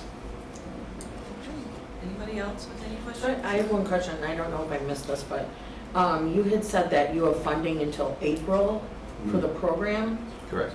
but then what will you, so if, you know, we award the funds so that you'll have your payroll not, what about funding the program that you do? What will happen after the end of April? I think simply, we're currently funded through, on the gap funding. Okay. That was approved a month ago at the county level.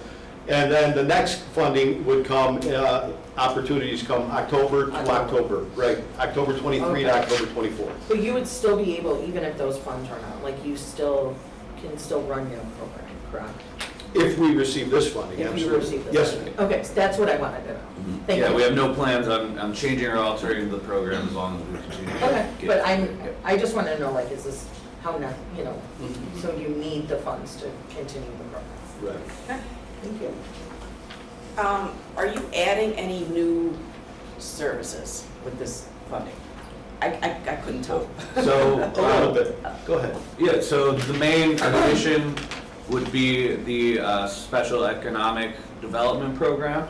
that's something that we don't currently do, and it's just something that, again, as Andrew mentioned, we've been workshopping on ways to, not only, serve these homeless folks with the day-to-day needs, but also, give them an avenue to take a step up, where we don't currently have much, that we can offer them in that regard. But this is a way where they can kind of take ownership of their situation, and, generate income for themselves and hopefully motivate them to, improve their standing. And we have seen programs in other communities, bigger cities, Chicago. We've all been on the streets of Chicago at some point where, homeless person will walk up, they have credentials, what's the name of the magazine? Streetwise. Streetwise, yeah, excuse me. That's a program that we said, hey, this isn't a scam, this is trying to teach people. We look at it like this, I'm here to give people a hand up. Handouts are handouts, we want to help. And so we've put a little bit of thought into this. We've never proposed this before this pitch, but we do believe at a small level, we could try a way to teach some of these people a skill set. At least give them something to do today beyond sit in the woods, drinking and getting high. Give them something. Yeah. And in addition to the program that personally I've seen a lot of need for, going out into the field a lot, and especially working over last summer, is the motel stay reimbursement. As I said, we have paid for multiple individuals to stay in a hotel, but when it's Thursday afternoon and a woman walks into our shop and she's got 2 kids and she's recently homeless, she has nowhere to go. And unfortunately, there's not many options in McHenry County for, like I said, emergency shelter. PADS has their intake process. There's wonderful agencies in our area, but they don't, it's never immediate. There's always a process to get them into. So instead of having a woman walk in with her children and say, I'm sorry, here's a tent, good luck tonight, we would be able to actually provide her with shelter for the meantime until we could make those connections, go through the intake process, get them somewhere safe and sheltered. Yeah, and I would add, a lot of these folks, end up in the community homeless because they're fleeing bad situations or trying to get away from their vice or what have you. And, oftentimes we just have to say, I'm sorry, but, here's where the homeless encampment is, good luck, come see us tomorrow. And unfortunately, we know the things that go on back there, and it's not necessarily a good environment for someone who's trying to, become or stay sober and things like that. And so, we think by having, being able to put specific individuals, not every individual, but specific individuals where we think the need is warranted. We need that slush fund. Yes. There are people that we can't just say, sorry, PADS won't take you, your option is to go to Tent City. We've flipped the bill out of pocket for hotels, not a ton, but this is real. That's like throwing somebody to the wolves in many respects. The wrong person can't just be told, well, we got Tent City, here's the tent and a sleeping bag, good luck. Do you find that you have a lot of people from McHenry County, or is it mainly Woodstock? No, this is countywide. Countywide. And I want to make sure everyone understands this. Through the COC, and I assume everyone here knows what that is, that organization has connected us, being a member of that, with every law enforcement agency in this county. And they're all now, if Andrew and I haven't met with them individually, it's been on the phones, but they're starting to call. And that's awesome, because they are limited in what they can do with the homeless individual. But so are we. Calling us doesn't necessarily mean anything beyond, we just did this, McHenry called, we had an individual come in from McHenry, we went out, we picked him up, we brought the gear. He would rather have been here in Woodstock living in Tent City than nowhere in McHenry. He just landed there, and no ID, no resident. This man literally had nothing except for the clothes on his back. He's still in the community, and there's a need, and this is exemplified over and over and over. They're coming. They come from Chicago. It's almost cyclical, as I've seen, my observation for a couple, 3 years, but that train brings them right to our community, and that's not a bad thing, but we need more resources to help them.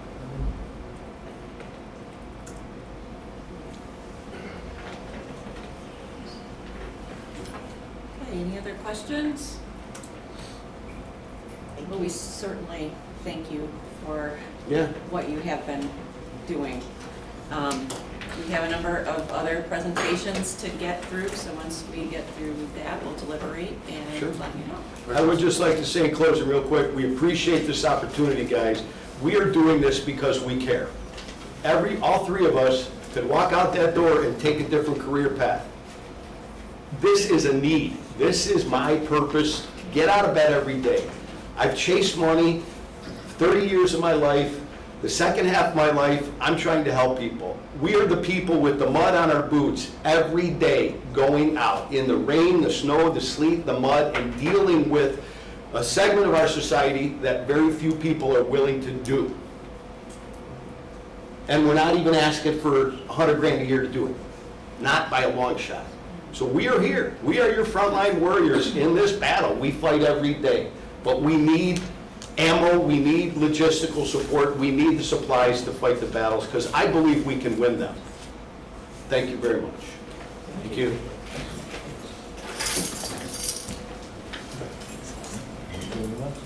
Have a great day, guys. We appreciate it. Okay, next up is Actions SEL. Okay.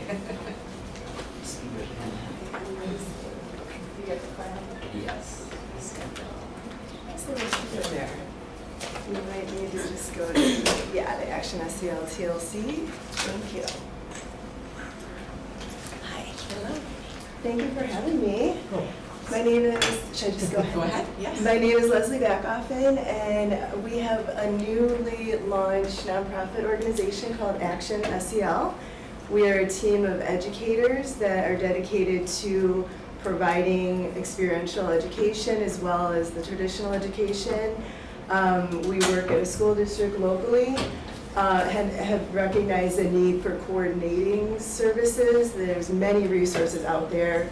We provide many families with the McHenry County resources, McHelp, People in Need, and sometimes it ends at that point. So we really want to step in and get a handle on what community organizations we can partner with, as well as really investigate how the process can work for these people. And the way we're going to do that is by personalizing and customizing plans. So we have a big clientele within the school district, but also in the community.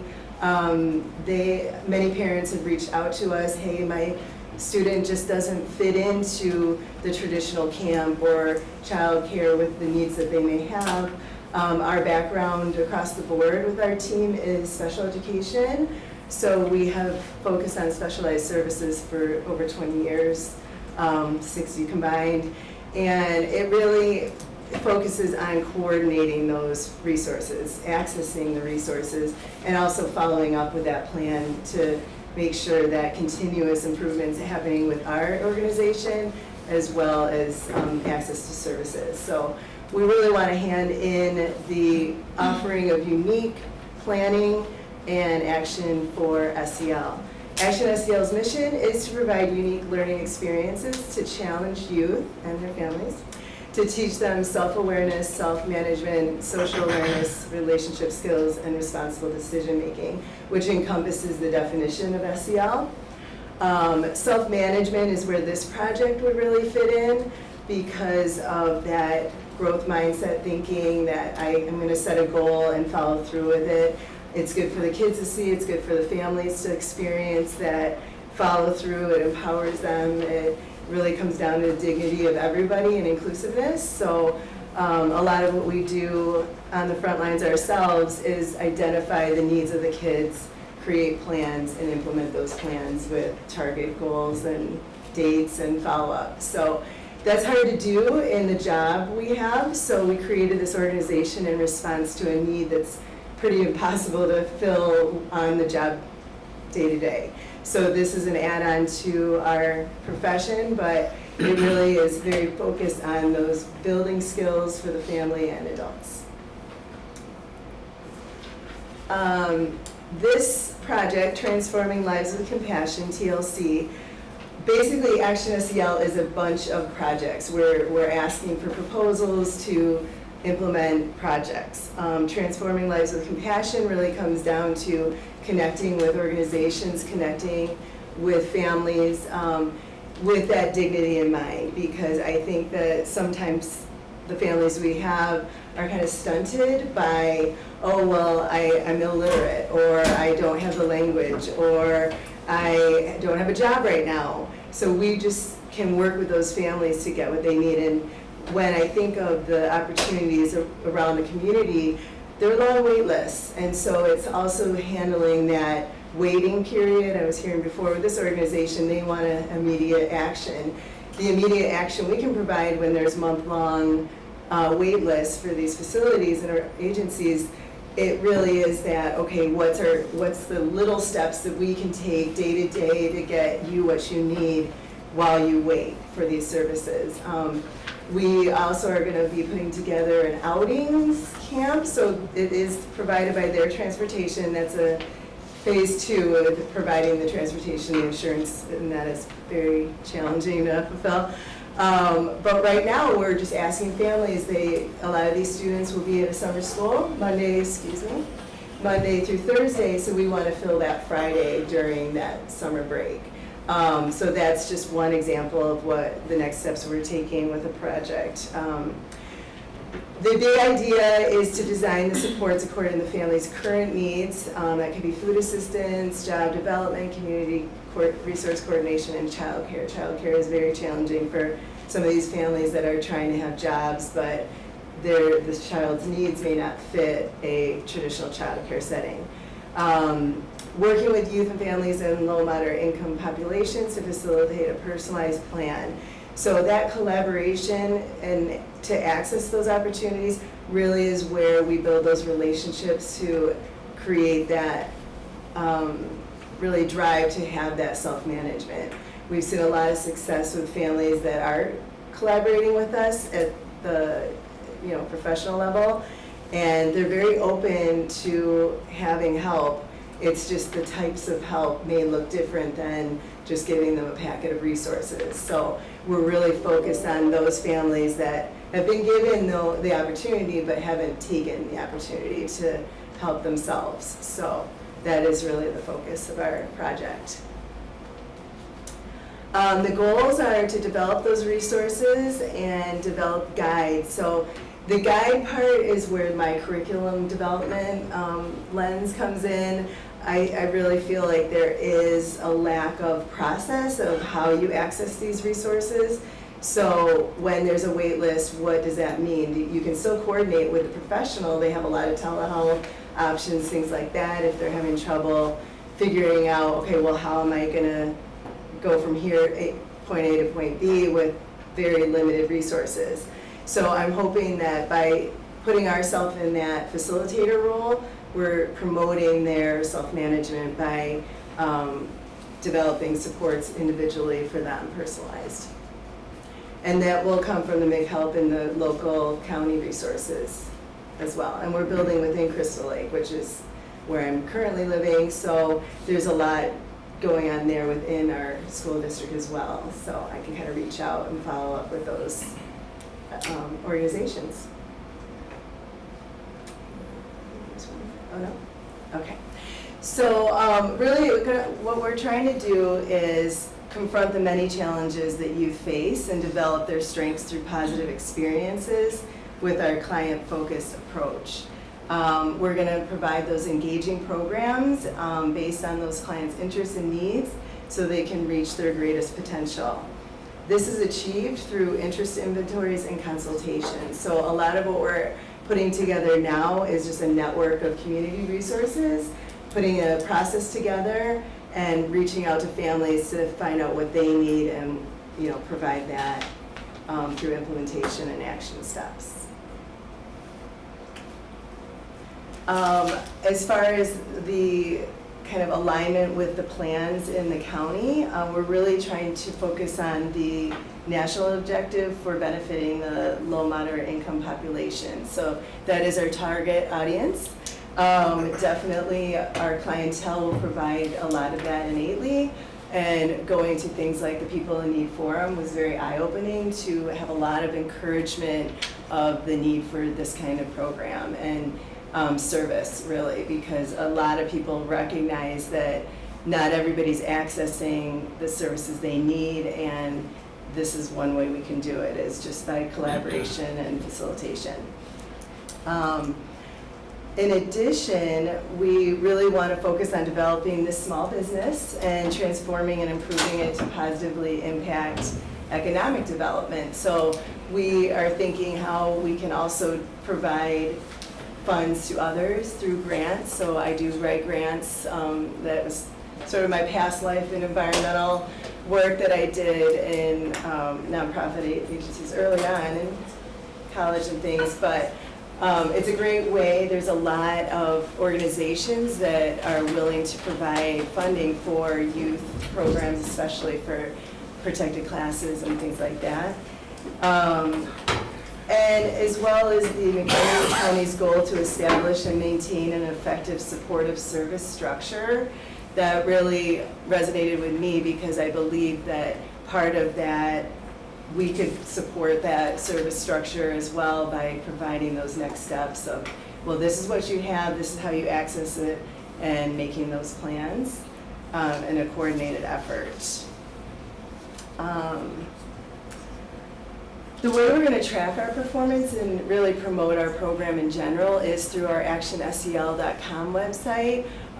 It's an opportunity, we have a forum on that website as well to get some feedback. The feedback that we have received is clarifying, like, do you offer groups? You know, really accessing for, okay, I have a certain population in mind, group-centered things. We're really focused on low ratio, so that's appealing to some people where it would be like a 1 adult to 5 kids, or you know, in their camp setting, that's what we're going to provide, and that's a unique model. That isn't usually, you know, you get to the Chicago or the Crystal Lake Park District, and it's just like an open activities are provided and everything, but it can be a little chaotic to some of our students and clients that really have those needs that they need the smaller ratio to access those skills for SEL. So we're really hoping to focus on that customization to be able to help these families that may not always be able to access the programs they need. We are asking for $5,000 to cover the outreach efforts, the email blast, the website design, consultants, insurance, as well as just a mass mailing and that outreach through marketing. So I thank you for having me come and speak to you, and I'm open for any questions.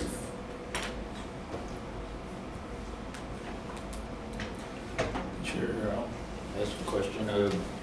Staff had a follow-up question. Was this a small for-profit business or not for-profit? I didn't see that I really got a clear answer to that. Okay, we are not for profit. We're in the process of getting the 501c3 tax exempt status as well. And how long have you been operating? January 2023. We are a brand new organization, so this is a launch. This is definitely a launch. It came out of a summer discussion with my colleagues of the needs that we have in this community that aren't being addressed and how we can help. So that's kind of snowballed into creating a nonprofit organization with this mission to really focus on disadvantaged youth programming. And you said it was a group of educators? Yes, so our team is a group of educators. Special education is across the board, and then behavioral modification as well. So currently that's what our position is. Licensed counselors, or is that? No, so we're building a team to access those kind of resources too. We are educators, but we also are networked with a lot of agencies that have the ECBAs, the licensed social workers, I work closely with school social work, obviously, but it's, we are going to reach out to those organizations to provide those opportunities for them to have a proposal and a project through Action SEL. Okay. You say we, what's your base group? Is there a board or? Yes, so the directors are me and Susie Lindblom and Nikki Severin. So we are all employed at the local district, and so we incorporated for January 2023. Is there staff and volunteers? Is that a big idea? It's just us right now, so we're just in the beginning phases of launching, and the idea of the customized plans really came out from our experience making individualized education plans throughout our career. It just seems like a natural fit for getting really the heart of the problems and issues that these families are facing, to be able to address them individually like we have our students. Yeah, I agree. Well, go ahead, Louis, that's fine. So what's the main way that people will know about the service and be able to enroll in the program? How do you get the families to be part of the program? Yes, so we're promoting our website, and we're going to things like the People in Need Forum. We already have a pretty large clientele that's seeking these services, so we'll definitely tap into the parents that we work with. Through the school then, or how? It is not through the school, so that, that is a question of how are we going to make sure that we don't cross that line of professional obligation and this nonprofit organization. So we're very careful to delineate that this is an Action SEL effort, and we're just accessing the parents who are already asking for these things. Mm-hmm. So you're saying the schools cannot provide this? I don't know, I'm not in education. They could if they were interested in supporting an organization like ours, where they would use us as a vendor. No, I mean, as a social worker in the school, is this too much for them to handle? Yes. That's kind of my short question. answer. Yes. So I've worked in this position as a social emotional learning coordinator for 3 years. Prior to that, I was an interventionist, and then prior to that, I was in Chicago as a special ed teacher. This really is getting to addressing the need that we can't do on the job. So we know that coordination is needed, and we've had a lot of feedback about how that follow through is not happening. So a lot of what we came to realize was, by using our clientele and providing this additional facilitation, it's really going to help them access the services. So it is outside of the school day. I have a lot of experience also with after-school programs, so I know those are really beneficial as well. I'd love to tap into that. Long-term, and part of the reason I'm doing the 501c3 is to establish a charter school. That is my end goal, and using this organization to launch a school as well. So that's like a 10-year plan. But right now, we're just wanting that community engagement and creating the Action SEL community to see how we can impact the community. Larry, did you have another question? Yeah, probably for Hans. As a new startup, do I remember some of these funds are only available for people that have been up and running? Yeah, that's commonly the case. If you're not already designated as a nonprofit, we have done contracts. But the thing that pops up in my head when I'm hearing all of this is when I think of matrix codes for CDBG, and it's nonprofit capacity building is what this is. So we'd be looking at identifying the need and then what project needs to come out of that as a result of the funding. So it's a little bit more of what I would consider like an administrative expense and not as much of a program service, because the services would be determined based on the capacity building and the outreach and everything, the feedback from the community, those types of things. So just hearing that, that's where I'm at, right, with the matrix. I agree. Okay. How things fit in. All right.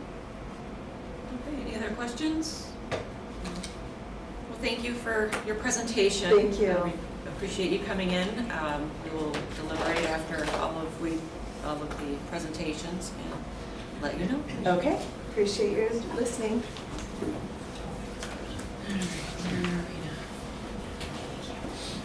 So Clearbrook is up next.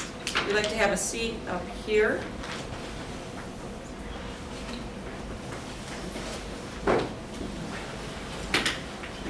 And whenever you're ready. Okay.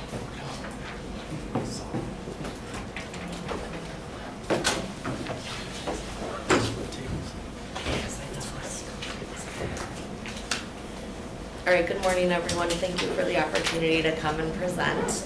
We appreciate it. My name is Emily Fensel. I'm the Vice President for Clearbrook West, which is a region of our larger organization, Clearbrook. And I'm Don Frick, Vice President of Operations, in charge of facilities and grants. So this morning, we want to just give you a little overview first of Clearbrook and then discuss our ask today. So Clearbrook serves over 8,000 individuals in about 60 different locations and probably about 17 different counties. And we also then serve individuals really birth to end of life. So we have services for 0 to 3, young children trying to find different therapies, as well as then as they age, residential services, programming and supports, employment services, and clinical. Clearbrook has been in McHenry County for about 15 years, and in response to really families asking for additional services and opportunities in McHenry County, we established Clearbrook West in 2017. We have significantly grown over the last few years. Clearbrook West is now in 7 of the 17 counties that Clearbrook, the larger organization, has, and we have 10 different locations now, offices, programs, clinical services, along with homes in the communities. So one of the things that we saw really during the pandemic was programs had to be shut down. Everything was closed. All of our individuals went back to their homes, whether it was our homes or whether it was their own family homes. There was really no opportunity for any type of support to be provided to them during that time. Some of our individuals also were working prior to the pandemic, and some of those businesses closed and did not reopen when the pandemic began to end, if we can say that still. Along with then, a lot changed with transportation services and supports. As we know, there are many different organizations and businesses that have no staff. Transportation is certainly one of those right now. And so really that ended with the transportation. Any opportunity for job development or job placement, job coaching, those opportunities were also lost. And with underlying medical conditions already that individuals with developmental and intellectual disabilities have, there was a lot of fear around the pandemic. We lost individuals during the pandemic as well.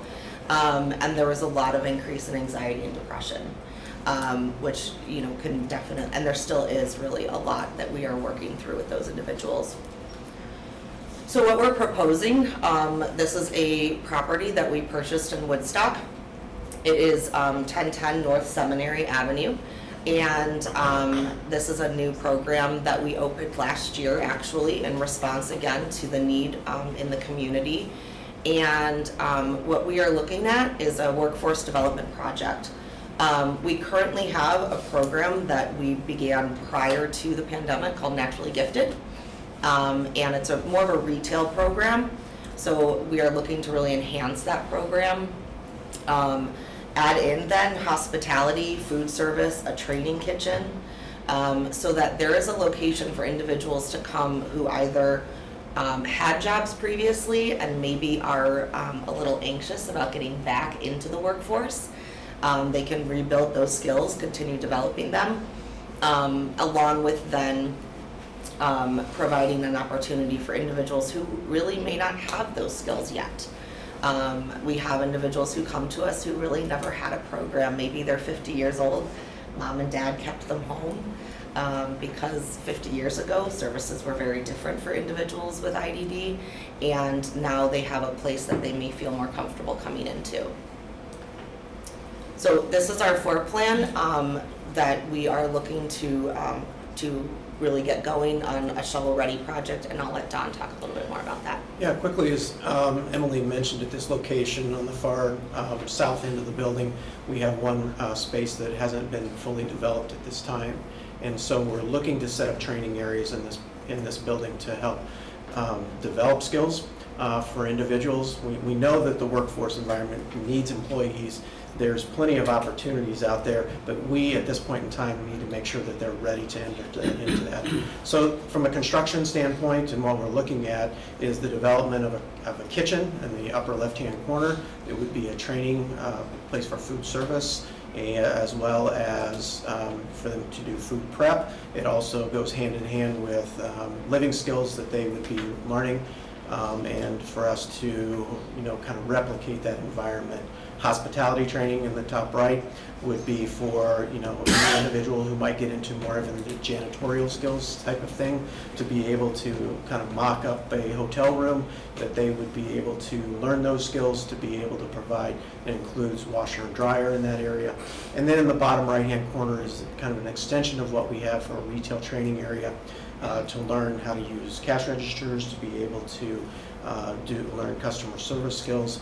And so from a construction standpoint, what we're primarily looking at is, the cabinetry, the appliances that we have in that top left, some partition walls. Those black lines would just be temporary walls that could be moved to kind of reset up the space as we need.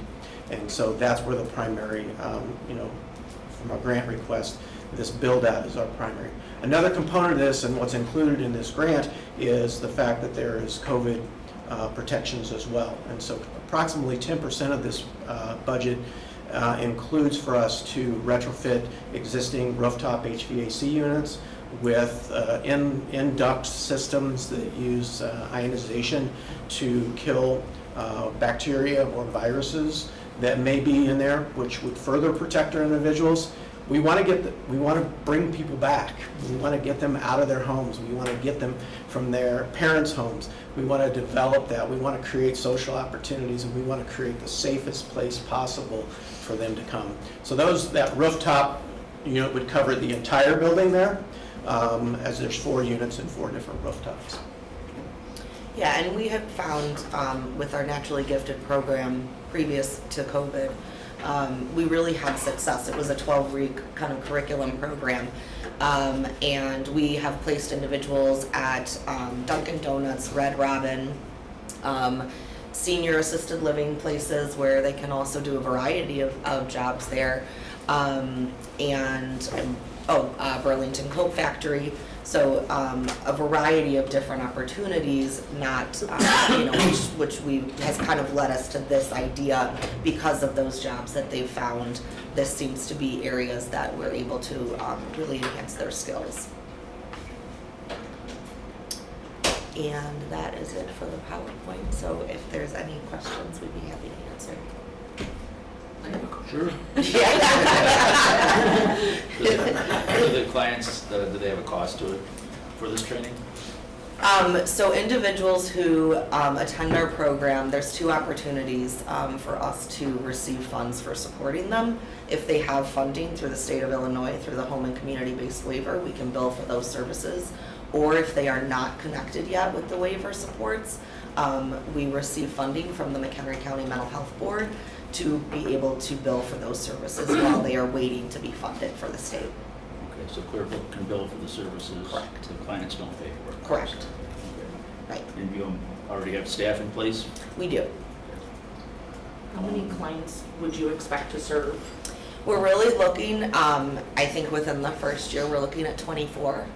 I have a good relationship with what we call our PASS agency in Illinois, it's Service Inc.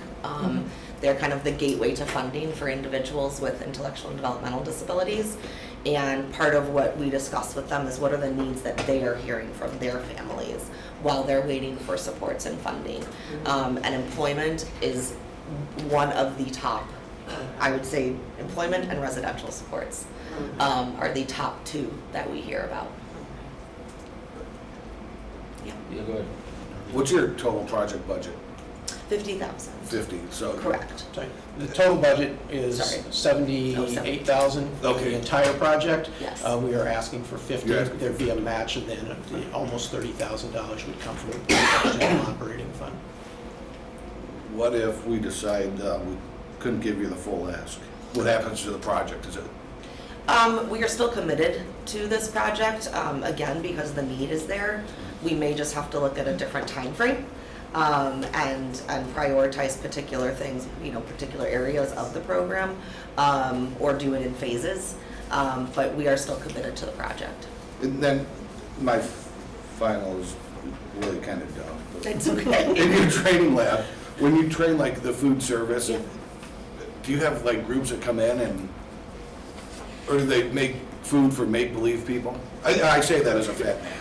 No, we'll invite you for lunch. I want that We can invite you over for lunch at any time. So part of what we currently do, in a little bit of a more of a makeshift way, is Cooking Club is one of the programs, and this would really help us expand that. So there are individuals who also want to live more independently, and they may not have a lot of those skills. So we do have lunches where they plan their menu, they plan what they want, they go to the grocery store, they plan their budget, they figure out how much it's gonna cost them, they come back, they cook it, they eat it. So could we turn it into a restaurant? I don't know, but that may be a whole other licensing that I don't know that we wanna get into. But that's really the idea around it, is to, from beginning to end, to offer those skill sets. Does that help? Yeah, well, it doesn't help my hunger. No, it answers the question. Okay, great. Larry, did you have another question? Yeah, I guess I'm sort of going on what Marty said. So when you said phases, you could do the hospitality area as opposed to the more expensive kitchen area. I mean, we've got twice as much ask as we got to work with. And you guys see this all the time, I know. Yes, we do. Yeah. That would be you'd still save that space and continually work through it to get it to this point. Yes, that would be the intent, is that we would utilize the resources that we might receive to be able to then phase it. But we'd have to prioritize. Okay, thank you. Any other questions? Okay, well, thank you for coming in. Yeah. Thank you very much for the opportunity. Yep, we will thanks for your deliberate support, on we the appreciate it. presentations and Yep, thanks. Okay.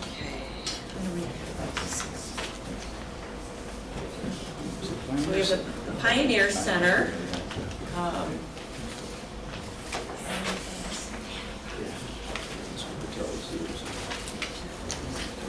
So if you're ready with the Pioneer Center.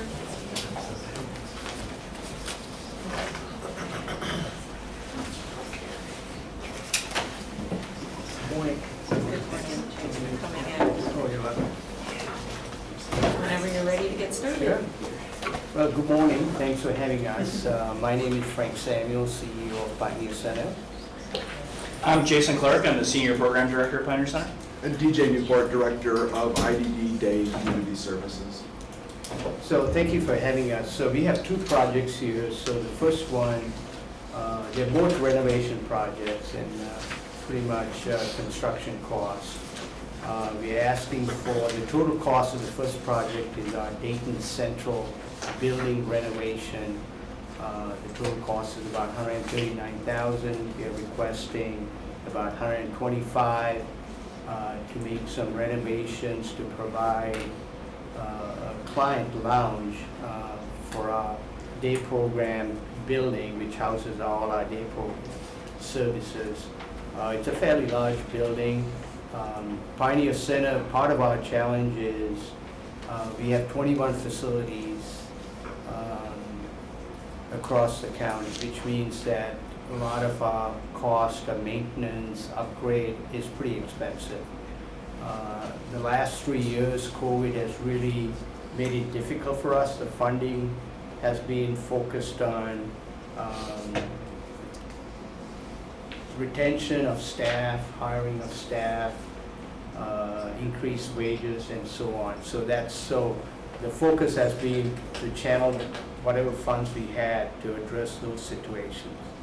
And so capital improvements has taken a backslide.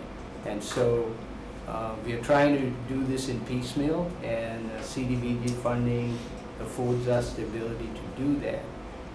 This is our overarching project. We have a $700,000+ project at this building, and so we are doing it in piecemeal. So we are requesting $125,000 just to address the spacing for clients that we don't have today. Our census in that building, we used to have about 200 clients coming into our day services. And it has dropped, now it's dropped to about 100. How do you bring all those clients back? So they still, COVID is still a concern, fear amongst our client population. And so how do we do it? So we have to invest in our infrastructure and providing those spacing, social distancing, and so on. So that's what this project is. And I'll turn it over to DJ and Jason to answer any additional points you guys want to make. So we've spoken with this board and many other county boards many times over the past. And so, when Frank refers to our Pioneer Central building, that's the building that Pioneer has been known for years and years. And if people think of a workshop for people with disabilities, that is what this building used to be, where people would come, and it was a manufacturing facility where the employees were people with disabilities getting paid sub-minimum wage rates. We ended that piece of our programming about 6-7 years ago, as is the national trend, and it's just the right thing to do. So then what we have here is a program that's serving about 200 individuals, like Frank said, at any time, set up in a factory warehouse, and we have been working to modify that to create spaces that are more similar to a community center for individuals. It's focusing in on smaller programming as well. Just like Clifford, absolutely, we're hearing the need for employment. We're hearing the need for educational engagement as people come out of the schools. So as we look at this building, what we're looking to do is transform it. This is, like Frank said, one piece. We're not going to do this all in one fell swoop, but this is one piece of that we would like to get tackled soon as we look at the socialization that's lacked over COVID, as people have been home, and people with disabilities even more so, and struggle to understand the technology that many people in this room probably use to communicate throughout that. So we are trying to bring people back face to face, and that's why we chose this piece first, was so we can create that environment. Architecturally, it is more than just a trend. It's been going on for many years now, where how do we get people sitting face to face and communicating and away from screens and such. This is our attempt to do that, and it's not going to be just a space. It's also going to be some place that we can sit down and have groups and practice that, work on that, have our staff members facilitate these moments of socialization to build the relationships and to develop those relationships further. I think it's important to add too is who we serve, right? So it's a very wide spectrum of individuals with disabilities. I mean, we serve people from very early 20s up to people in their 80s.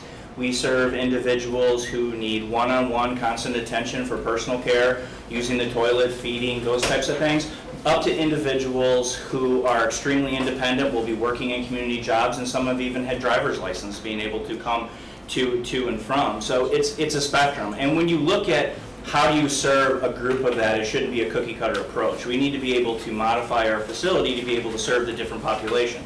Somebody who's 80 with a walker or a wheelchair is going to be much different than a 25-year-old with high-intensity behavioral autism needs versus somebody who just needs more classroom type of work. So we need to be able to modify our environment safely and effectively to be able to serve all the population that we serve as well too. So I think that's important to know.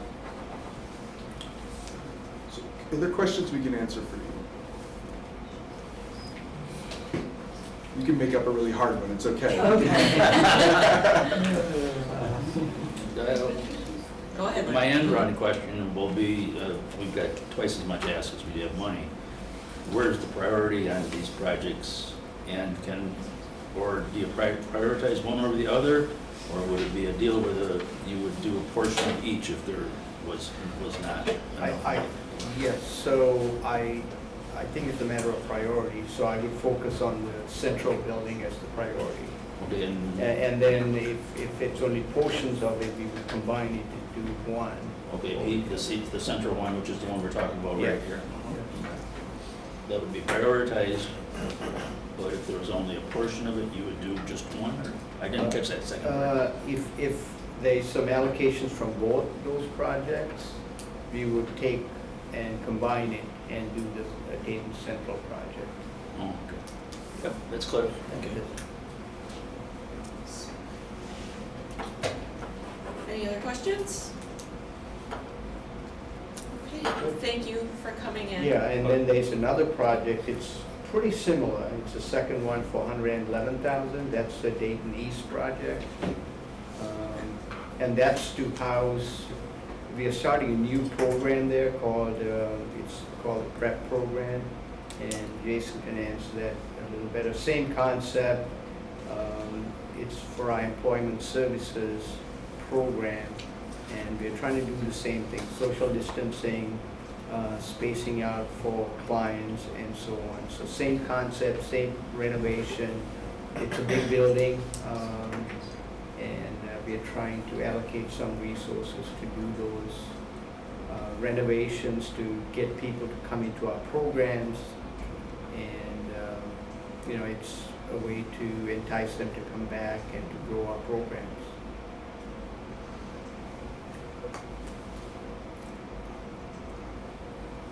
So just to kind of elaborate on what exactly the program would be there, as Frank mentioned, it's called the PrEP program, which stands for Professional Readiness Employment Program. So this is a program that in getting people, and Claybrook touched on it as well before too, right? Getting people in the workforce with disabilities is so important. And when people ask me why, like, we get warm and fuzzy feelings about it. We love to market it, but really, when you think about it down to the core as a human being, not just somebody with a disability, employment is part of your identity, right? What's the first question you ask somebody when you first meet somebody is, what's your name? What's the second one?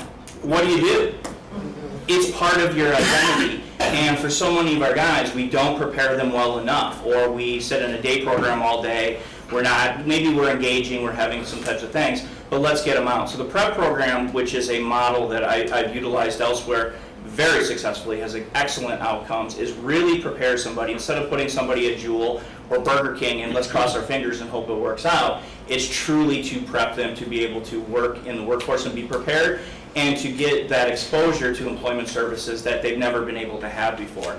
So part of the week would be housed in this program in the building, and we're talking about classroom work, we're talking about job interviewing skills, safety skills, those types of things. Part of the week is out going into volunteer opportunities to kind of develop those skills, making sure that you're showing up on time, your behavior, your social skills, what are the things you like to do, and part of it is paid work opportunities, which I feel is best replicated actually in the actual sites. So if you're going to get somebody a job somewhere, let's partner up with those specific employers and be able to do work trials there so we can kind of see, again, exposing the individuals. And I think it's a really key program, and it's something we'll be growing our day program for in the future.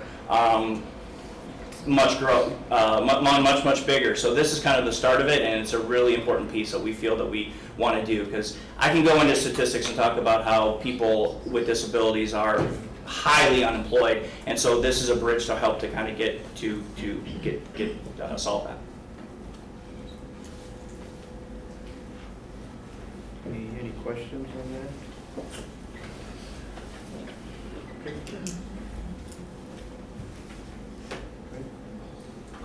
Well, thank you for both of your presentations. Guys, just so you know what I'm getting at. I don't have any problems.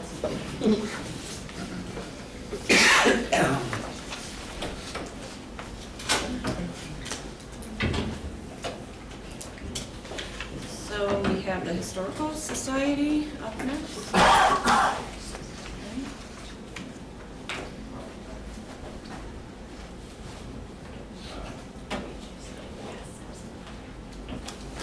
Glad you're here early.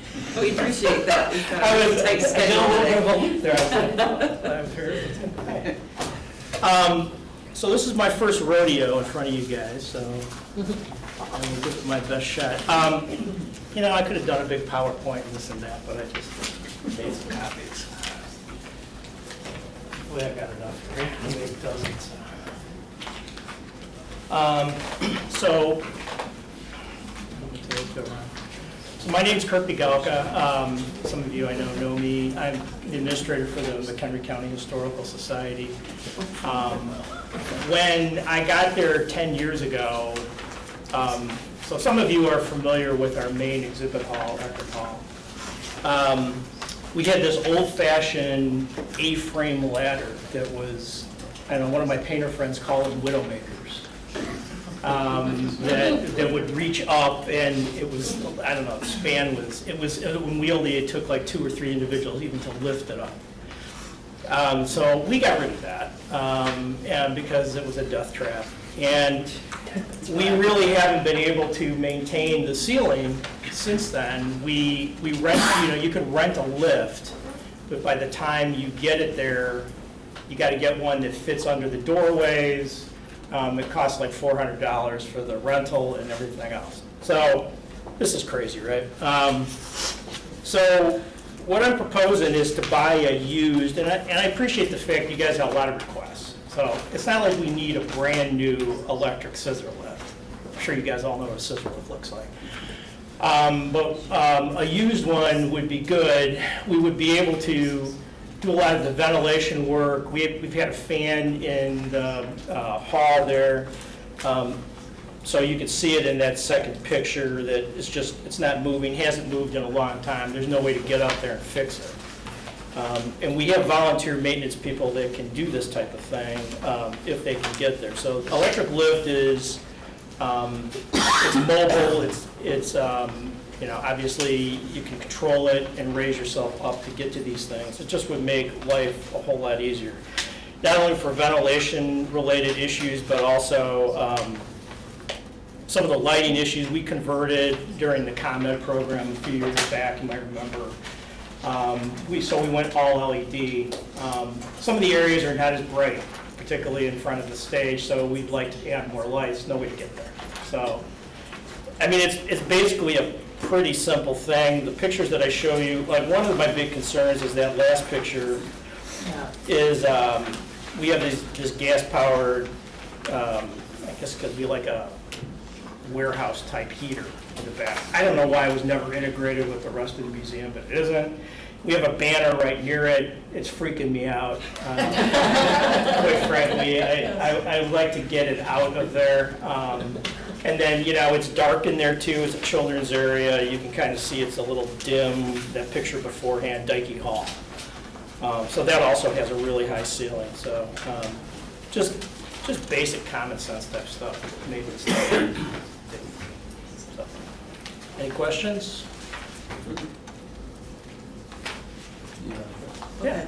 The $9,000, how did you come up with that for a used lift? Did you see somewhere? Sure, yeah, I've been researching. There's a market out there. There's actually a equipment company in Cary. So, I mean, these things range all over the price. For a brand new one, it's like 3 times that amount. So that seemed to be a reasonable figure based on my research. How high is that ceiling? 20 feet high. So we got a 19-foot lift. Obviously, that would work just fine. It just hurt his head. So yeah, it has acoustical tile, and some of the tiles are stained from, it's a flat roof, right? We've all been there. How many square foot is that building? Oh my God. I'd have to give that back to you. Typical house, 1,500, 1,800, is it 3 houses or? Yeah, well, it basically consists of 3 parts. So there's the 1870 school, which is limestone, and it used to be the Union High School. Then they built a gym in the 40s, and then there was an addition put on in 93. So that's about 3,000 square feet. There's a storage area above that, and we're out of space. We've been collecting things for 60 years now. This is our 60th year. So we have over 40,000 items in our collection, I think. Okay, thank you. Sure. Any other questions? All right, thank you. Well, thank you for coming in. Sure. Yeah, if you have any other questions, reach me. So.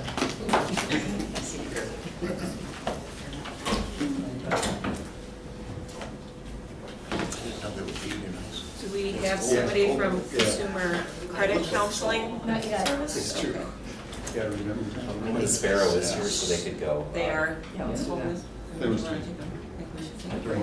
turning. I think staff might want to read it. I'm not sure. It's up to you. Are you interested in a break? I've never schools. Do you want to keep plugging away? Built in 53. I think if the commission needs, otherwise it'd be good to probably finish, just to, Okay. so we may not have to make that move later to the other room. Yeah. Okay, so we Yeah. have 1 minute to spare. Right. Okay. I think we can go a little over, because they're gonna just do the retro things.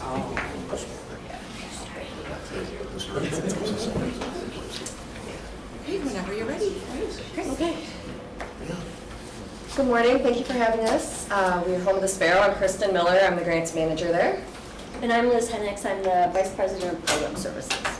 We're here today presenting our request for our housing relocation and stabilization case management program. I'm sure a lot of you are familiar with us, but our mission just up there to provide hope, opportunity, and support that empowers women and their children as they journey from homelessness to self-sufficiency. We've been doing this in the county for 36 years.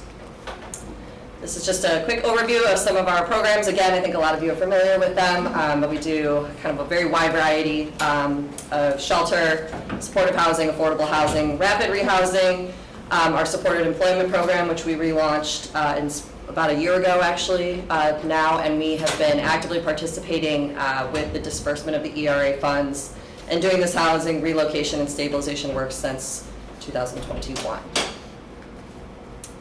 Just a quick thing about our history with MIC Europe and with this program. You know, as I think we all can attest to, this program, Congress admitted themselves, it was implemented rapidly at a large scale and effectively from scratch, which sounded about right to me when I read it. So we were one of the first community partners to jump in administering, helping the county with their call for assistance for this unprecedented program. We first hired a full-time community navigator who was responsible for helping eligible community-based and HOS affordable housing clients in applying for and renewing their applications for their rental assistance and utility assistance. And then later with ERA 2, we did hire 2 additional full-time temporary HRSS or housing relocation stabilization case managers to assist with those receiving their rental assistance or exiting services with kind of their next step planning, case management, and wraparound support. This is just kind of a brief look at what we've done just at HOS through January 2023, so you can see kind of how that breaks down. The most staggering number to me is just the amount of money that's been accessed by members of our community and in our own programs who truly were facing housing instability and on the verge of homelessness during this pandemic. We've significantly impacted about 86 clients to date. 43 cases have been successfully closed, and 43 cases are still currently open, as Liz is going to talk about why we're here in the first place. But just a couple of quick stories you can read there. I really liked the quote we got from one of our clients as well. I thought that was really sweet. But just kind of shows, again, the impact that this program and specifically the case management that we've been doing has had to stabilize these individuals during just a wildly uncertain time for all of us. Just a quick refresher as well on the eligibility for these clients. These are clients who were at or below 50% AMI. The congressional research shows that nationwide, more than about around two-thirds of clients accessing these programs were actually at 30% or below, so very low income. And we kind of said Congress admits that the current data does not answer questions about the effectiveness and efficiency of the program in promoting housing stability and reducing evictions. And there are some questions about the future of this, and we believe, some insights into that from our own experience. So this is just a couple of issues that the people that are exiting this program are facing. And continue to face. We've seen the end of kind of COVID-enhanced SNAP benefits has been a big one, effective coming up here, the end of the child care tax credit, eviction moratorium, underemployment, disabilities, transportation, volatile rental market, wage stagnation, on and on and on. The bottom line is that the clients in this program were vulnerable before COVID, they've been vulnerable during COVID, and now they're going to be vulnerable after COVID. So I'll turn it over to Liz to talk a little bit more. So, we're in the need to continue our case management clients, or caseworkers, to work with the clients. Even though the program has come to somewhat of an end in terms of the rental assistance, there are clients that are coming to us, not only through the Treasury program, not only the ones that we've been working with. We have walk-ins that are coming that are indicating they don't know what to do. We've talked with United Way, they have them, and Pioneer, everyone has walk-ins, which is generally not something that I would see consistently. For Home and Sparrow, it's about 3 to 5 a week, maybe before once a month. So we're seeing that increase based on not having the resources for rental assistance. The other thing is that we have our intake worker, and within the last quarter, there were 130 calls that, not shelter, but needed resources. They needed help with housing. And so we're seeing the need, not only in the county, but also with these Treasury clients of the Europe. So we're asking for 2 full-time staff. This is just going to be short-term and intense because there is a period of spend down, right?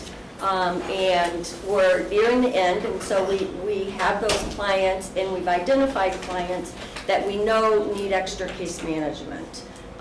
We've already committed some of our own internal funds to support this, to bridge this for the Ask Today. But also too, and this is kind of the theme today, right? Employment. And so we do have our employment program. We've also allocated funds for that, specifically for some of the Treasury clients. And so really that's the key. When they talked earlier about, it's your identity, for our clients, it's their survival. And we have, just kind of looking quickly at our stats in terms of the clients that we're, some of that we're currently concerned about is single moms working 2 or 3 jobs at $12 an hour. I'm sorry, that just does not cut it. And so our goal is to really make them more employable, but also to support them, because when the program is done, it's done. But there are lots of partners and community resources out there that really that they need connections to. And so one of the things that, well, many things, but my staff are really good at being able to identify resources.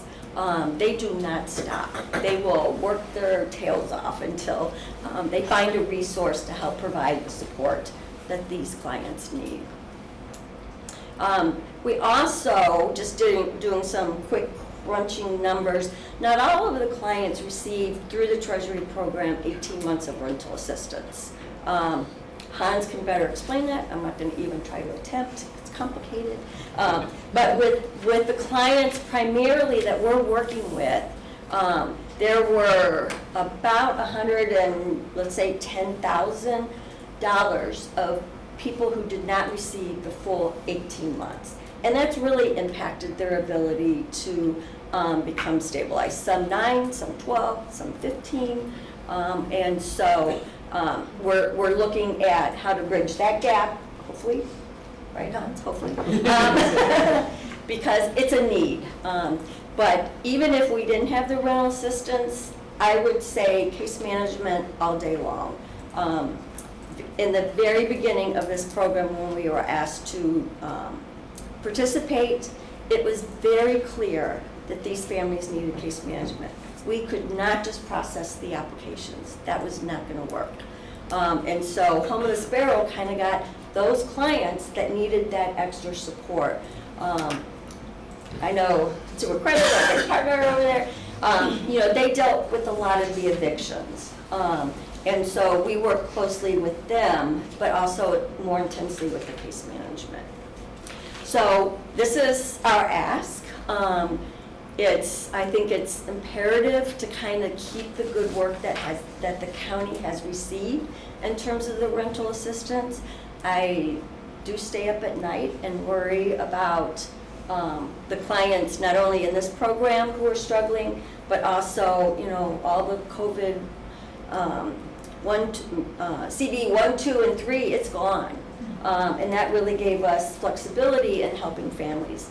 And right now, it's, I don't have that. What I do have is case managers that can really provide them with the support and the guidance to help them really deal with the issues and help them become more self-sufficient. That's the whole thing. Employed, self-sufficient, being able to problem solve. Our goals, I mean, I think, you know, I can probably do better than that, but based on our current stats, out of the 89 that we kind of intensified, that we worked with pretty closely, that about 50% were able to stabilize. Now, the other 50%, that's what I need to work on, right? So, but I think we're at that point, but usually I'm not nervous coming to these presentations, and I'm not nervous, I'm worried, because if we do not get funding, I won't have the staff, and literally, I have no idea what I'm gonna do. And so that's why I'm more anxious than normal, because, you know, I've already gone to the agency and asked for commitment for internal funds to bridge them. Hans knows I've been bugging him from, I don't know, day one. Case management, because it's the key. It works. HOS has a strong history of providing rental assistance and housing services. The Housing Authority actually gave us their TBRA money to manage during kind of all this transition, and we work closely with Turning Point with rental assistance for their clients, and so we're good at what we do. No, my staff are good at what they do, and I really see it having a cost-effective benefit. The amount of money that we can provide in the next 6 months is going to save us that much money in terms of the cost of housing them in emergency shelters or hotels or wherever. And so we think we can be successful moving forward. Thank you. Anybody have any questions? You gotta ask questions. No questions. Well, I can make a comment. A comment would be good. It's a good program, they always use their money well.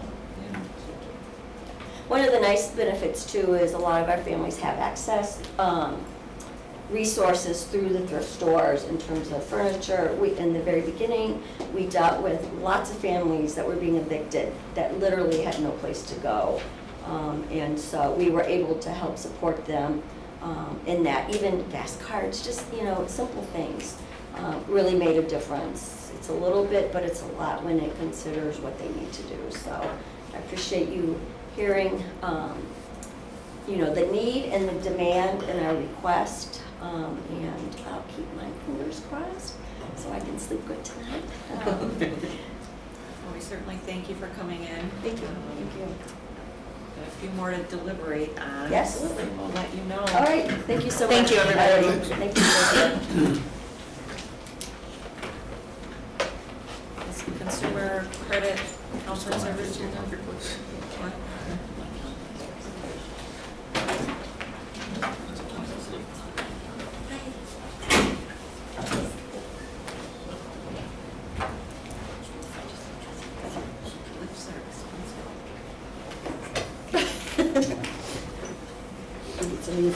Move our chairs around. Thank you for coming in. Hi. So my name is Donna Rasmussen. I'm the new Executive Director of Consumer Credit. And this is Jan Haggerty. She is our courtroom liaison. So she has been in the courtroom for the past 15 months, I think. So we're applying for funding to continue to provide those services in the courtroom. And so we hope that you'll find the value in it that we do. So our mission is to strengthen and empower communities through counseling, educating, and serving individuals in matters of housing and personal finance. And we do that in so many ways, rather, you know, besides just sitting down with someone and looking at their budget, you know. So figuring out how people can manage a household on what they make and figure out how they can stay in their home. And this is what this program is really great at. So we've been here since October of 2021, across the street in the courtroom. We started out sitting in the pews or the gallery or whatever they call it in the courtroom. I know a lot of people are praying when they're in there, so it might be a pew.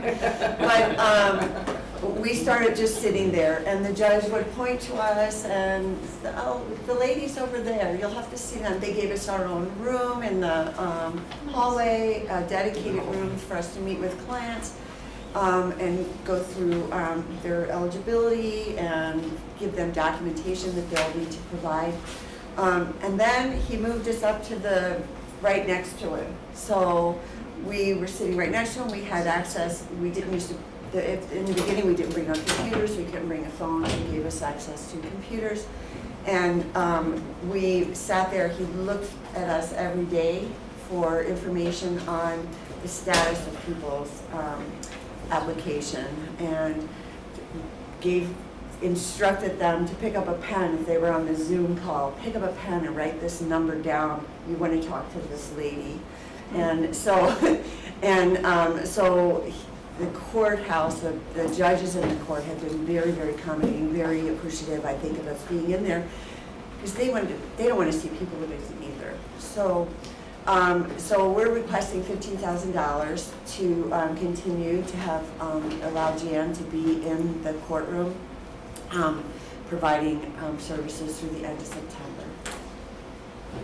Could I speak to that? Yes, The yes. change from sitting in the gallery and being up in the witness stand where the judge could hear us. It happened kind of to our surprise. We thought we were going to be there to take applications, but as time went on, it became important to both the tenants and the property owners to know what was the real status of an application that was going through what we call MCURAP, the McHenry County Emergency Utility and Rental Assistance Program. Now, of course, we have more than one program, but when the judge is asking the landlord to continue the case rather than go to trial, that's, if you're a property owner, time is money, and what am I waiting for? Is it real? Is it going to happen? So having that voice that is not on anybody's side, but can actually look into those records and say, yes, the tenant has done her part, her part is complete, we're waiting for X. It puts the landlords at ease when they're continuing a case rather than pushing straight to trial. So that turned out to be actually more important than the taking of the applications to the judge. And Jan is our person who's in the courtroom. I used to go, and Donna Jacobiak used to go, and now things have migrated a little. We have a new judge now, so things are changing. And Jan's going to talk a little bit about what she does in the courtroom, a little bit more maybe about what's going on in the courtroom. She often works as an intermediary between the landlords and the tenants when there's a communication breakdown, which is a lot. A lot of times they come in and they are like opposing magnets. They're just bumping around. So Jan is able to kind of reassure the landlord that this is happening. And we build relationships with a lot of their attorneys as well. So we have a lot of attorneys that we're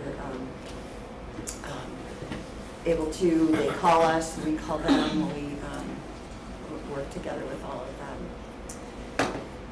So we know it worked. We kept 82 households in their homes through the time that we've been doing it. I tried to find some data, current data on evictions in the state of Illinois. Prior to the pandemic, 72 people a day, 72 families a day were evicted.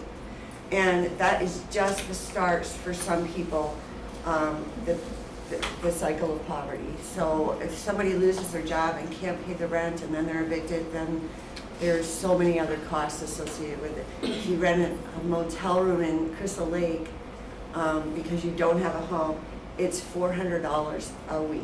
And so how is somebody who couldn't pay a $1,000 rent going to pay for a motel room? So this is how we know it works right here. So, and Jan's going to talk a little bit more about this. Right, so we track the referrals from the court at 296.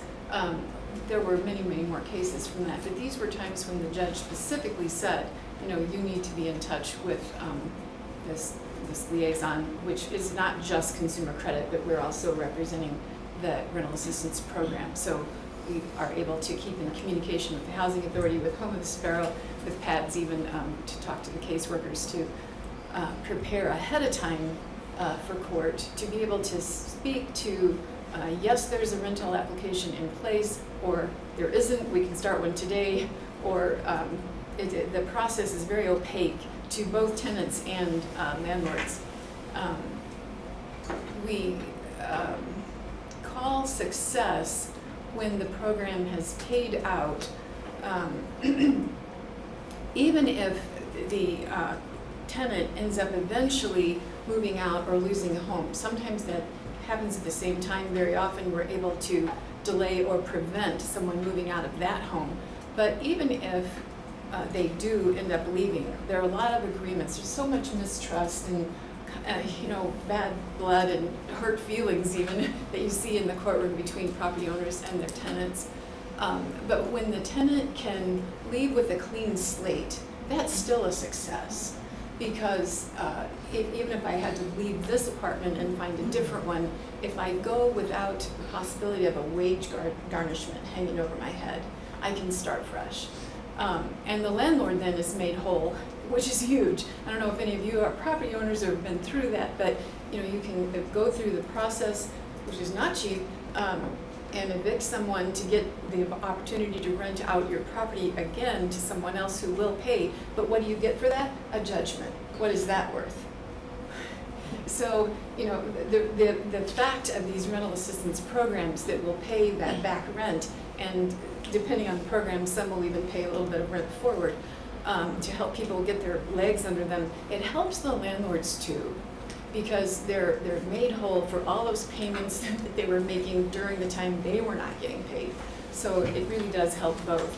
And that's why this is the third line from the bottom there on the screen, paid outside program. We don't call those our successes, the 24. We don't have dollar amounts listed there, but our presence in the courtroom was a factor. So what that means is that some other program paid, or the client found out from us how to apply and did it on their own, and so we don't claim credit for that. But I do want to say that because we were there, all these landlords' attorneys know about these programs, and they are starting to advise their clients, hey, you know, you go ahead and apply for that. Whereas before, they were saying, you know, watch out for those programs because it's government money, and there, you know, they might be restrictions on your property.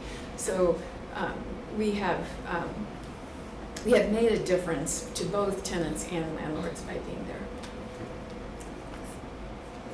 So that's it for us. Questions? And Short but sweet. There's a lot.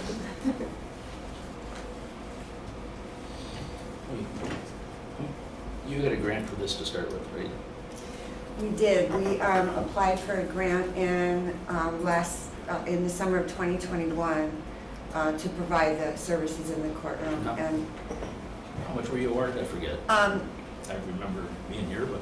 yeah, you know, and now I don't remember. I apologize. I don't have that on the top of my head.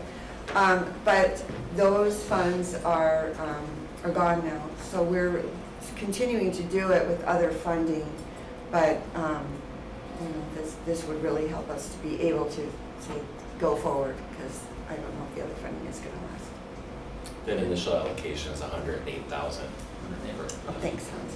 Thank you, Hans. And just my own curiosity, what judge had the common sense to have you come and sit by? That was Joel Judge Berg. Joel Berg. Yeah. You know, the two, we're now, the evictions got moved over to Judge Mangiamelli. And the two, I had no idea there could be so much variety in the way the law is applied. But you know what, their styles are very different, but what they have in common is intelligence, wisdom, and I would say fairness. Very different styles, but the guts of it are really the same. And they both, they both expressed appreciation of having us in the courtroom to kind of advocate for the programs.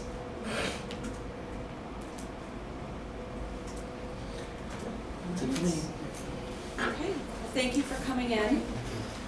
Thank you.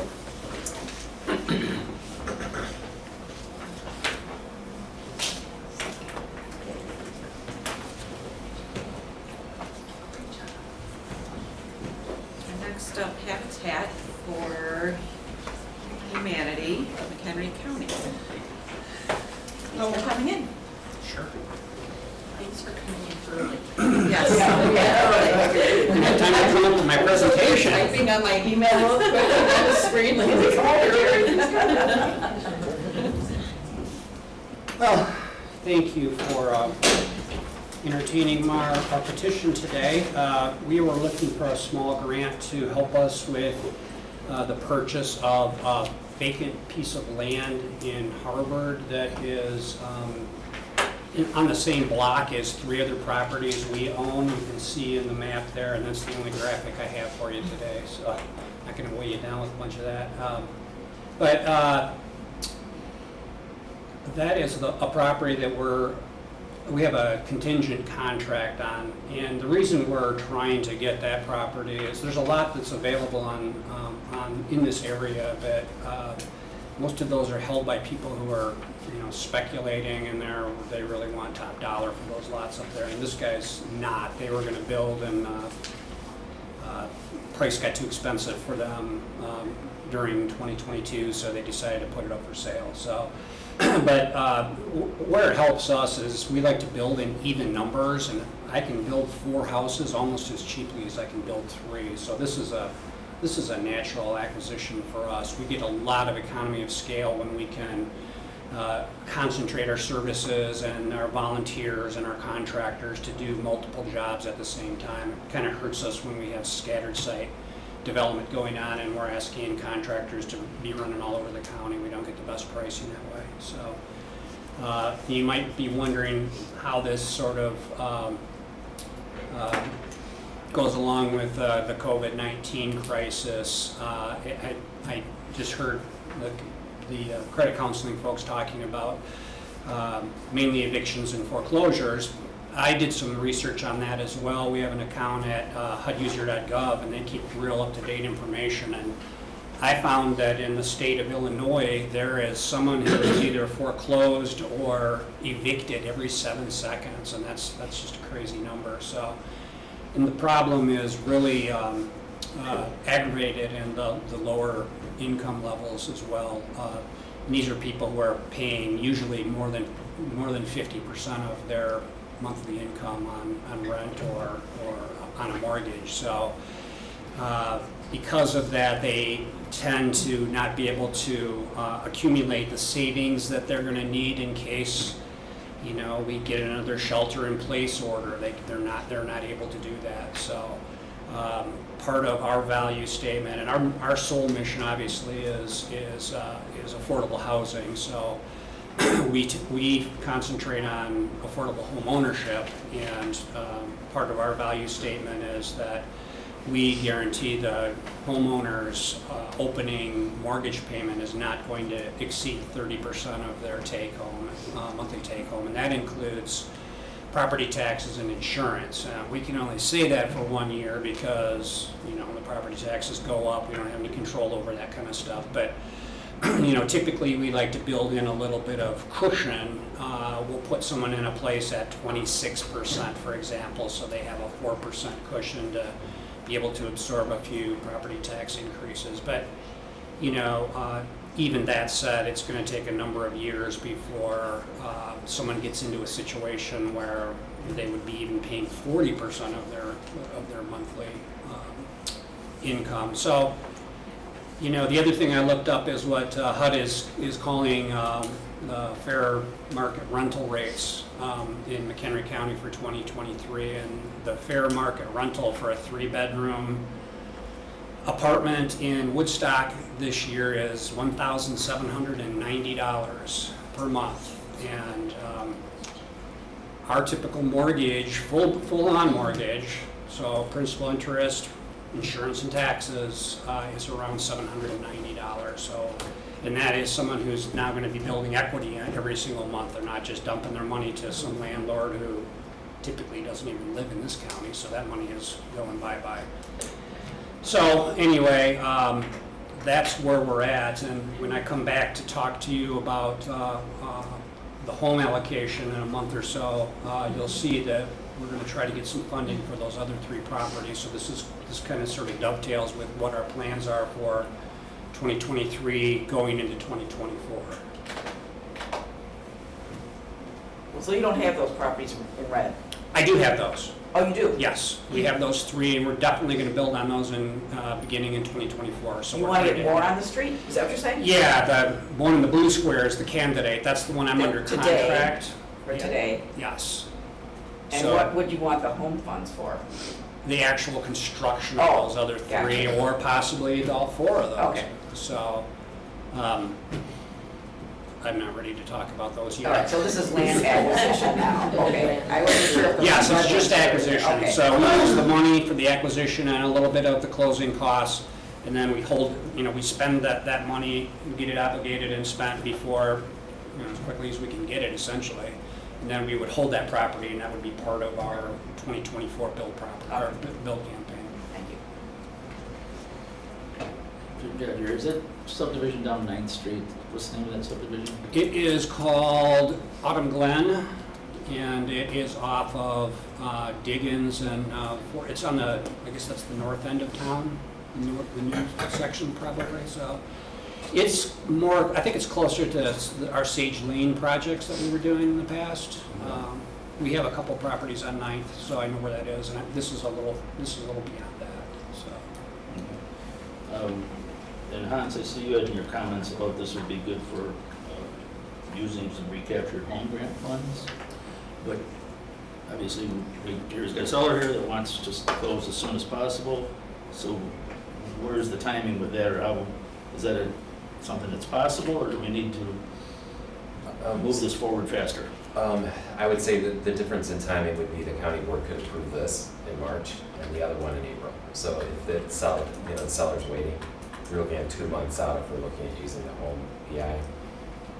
The home PI can be used for any home activity, so it doesn't have to be for acquisition, but it is liquid. It's available earlier to use right away. So it's a month apart, and I guess that would depend on your seller and how long that individual is willing to wait on, getting paid for that property. So right now, we're under contract. We signed a deal with this guy at the end of January, and with the contingency that we get this financing, and let them know that this would be a March, April timeframe, and they were okay with that, and we were able to negotiate a really nice sell price. They started out asking $18,000 for this, and I think we settled in at about $13,800. So, and that was based on this quick close. They want their cash and they want to get out. So. After 60 days, that's going to expire, and it's probably not. We probably wouldn't lose that, but we'd have to start that negotiation again. And now I'm negotiating from a little weaker position because I've already kind of walked on a deal that we had in place. So the price could potentially change. So. Okay. Thank you. Any other questions? If you don't get the full 17,000 ask, is the deal done? No, not necessarily. I mean, it's something that makes sense to us to do, whether we get fully funded or not. Obviously, that helps us a lot, just like probably a lot of the folks you heard from today. We're still suffering from the effects of COVID. We had a 3-month shutdown at our stores that basically put us at about a $300,000 hole that we still haven't dug out of yet. Then on top of everything else, we in mid-November, we had a 2-inch water main break beneath the store in Woodstock, and it's been closed ever since. I got a call from Woodstock PD on Sunday night at 9:30 saying, you guys got water gushing out your front door. I'm like, what? He said, sir, you need to come here. And sure enough, there was 2.5, 3 inches of water throughout that whole store, and no one knew where it was coming from. They couldn't shut it down. Anyway, we're just finishing the cleanup of that. It's been a huge fight with our insurance company because we don't own that building, and the landlord in our lease says we have to pay for anything that happens inside the store, even though what happened inside the store was caused by something that happened outside the store. So we've been fighting it out with him, and we are now just hopefully within a week or 2 weeks of getting that place back open and generating revenue. So we're still at quite a revenue shortfall. So those stores are our leading source of income, unrestricted income to serve our mission. I mean, everything we do is focused on trying to increase affordable housing in this county. So we don't run the stores just to make money, and we don't use that to pay salaries or anything. That is straight going into services.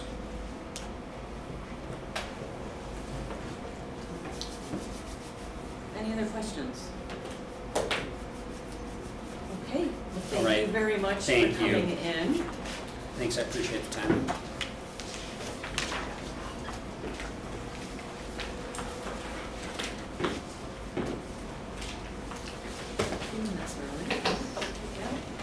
We have all your hearings. I don't know if you want to take like a 5-minute and then I can go over the spreadsheet with you. Everybody kind of has their own spreadsheet that I sent in Excel, but what we would do then is have you just kind of make your decisions, what you'd like to do, and then Brandon will input it into there and we'll get the average for the discussion then. We have this room until noon, so we've got about 35 minutes. Yeah, I think we could keep plugging away. And I think we could squeeze a little bit out of it, I know, because the next meeting is at 1, and usually what they're doing is pickleball. So I think if we are here. Yes. Yes, anybody now's the time to.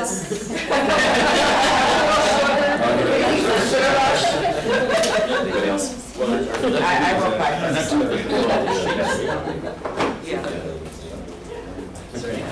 Any good ones?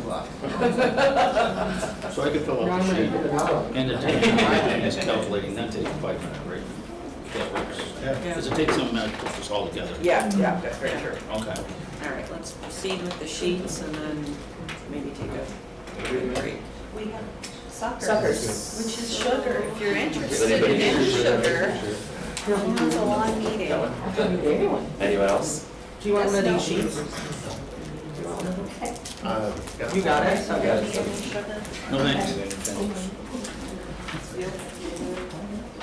I've got my sugar. Oh, there you go. I don't mean either, when they So, go to the office, I'm like, needed to back up race. So here's there's no limit on the public services, which is illegal. Yes, Yeah, the only one that would have a limit would be the historic preservation card, but that would be 20% or 30% of the original. So it's 660,000. Gotcha. Would you like some sugar? I will pass sugar today, maybe not next time. I don't know what way to get it. Would you like some sugar?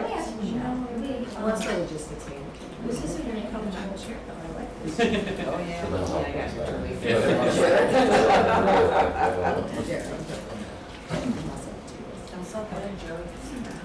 That way. Just by chance, I happened to see my email. Yeah, that's what I made initial. Should be good. 815-353-6132. Yeah. 6132. Makes sense to me too. Yeah. I know they're always. Yeah, you get six. I know. Shelter or affordable units. So I always pray that everything We'll get. does work. All the time these days. We can give you a call, schedule something. For me, it's the weather. What do you think? And I see You got some good ones? I got some great ones. We're real excited about it. First one in, Larry. I didn't feel necessary to reach the maximum amount, but that's just me. Perfect. Thank you, Larry. Larry's fast today. Yeah, that was quick.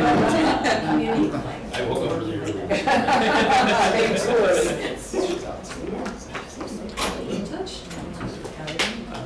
Okay, I'm done. You guys are killing it. I know. Really? They're so cold, right? Yeah. Well, Are you guys okay if I start putting in the values into this? Or do you guys want it to be anonymous? I emailed him, Brandon, I emailed my business. Oh, perfect, okay. Thank you.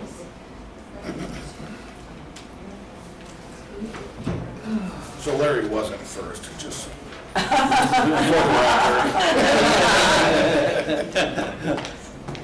You was get a able to- sucker. Brandon, can you work with them? Yeah, that's perfect. If you could, only because that workforce housing meeting, would you be able to attend? It's, if they're having it in person, I can send you some. Thank you. And I think their purpose. Okay, I'm not seeing your is email. structure. So I think it's more just. Did you do the contact? Hold on, hold on. It's, we do, yeah, we're the seeking participation, like the resource. So, we talk a little bit about SH, special education, like that. But we come later, the treasury. So those are. Tell me your email address. What is it? BJKYKER@McHenryCountyIllinois.gov. It's in my sent file. So that's the same population. I'll write them down just. Yeah, that one's got. And I could send you an email too if that's easier, and then Because it's like. you could just reply to Yeah, it. try that. Okay. Yeah, What's your email? MJ, MOHR, MOHR, safety.com. Oh, there you are.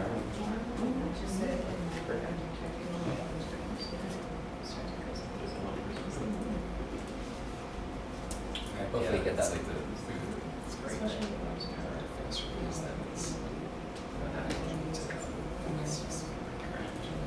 Well, it's just not having.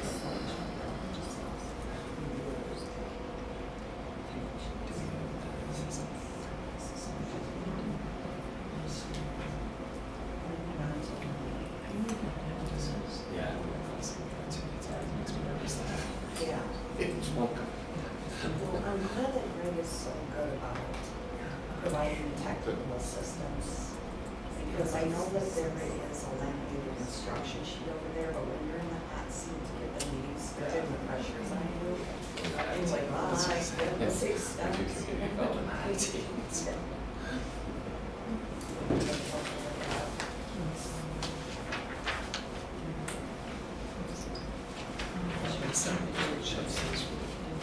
Yeah, I think Brandon tried to make the temperature go up a little, but as I'm hearing it's cold.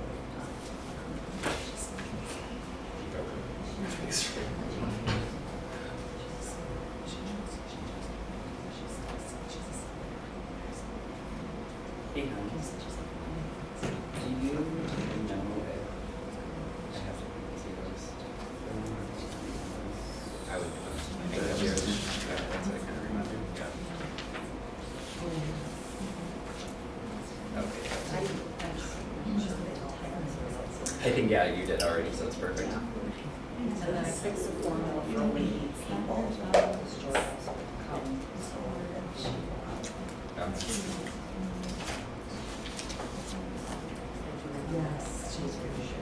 Yeah, I think I remember why it was triggering it, but definitely. It's been such a,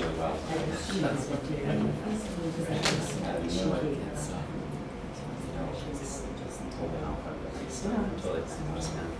Thank you, that's. Essentially works out. I like when we go this way, because then I can just kind of read it and go, you know, do that.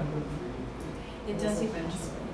It doesn't at first. And it's sometimes to just go for the cortisone shot, because it's immediate relief, but then they limit you on how many you can have, because it'll start to break away with them. that's, I can't have a bigger day for that reason. It's the cortisone. It's like, I mean, it would have to be just like a. Sorry, just never did work out. No, it was so. Kept sending a link to my Google Drive. So that's Oh, weird. not an option for John. So I, working with my left knee instead of with my right. I just haven't really got enough, I just, I know. So It's either there's 3 or 4 like each week it's successful. It takes, it's one of those things where literally just and then one day it's like it doesn't hurt anymore.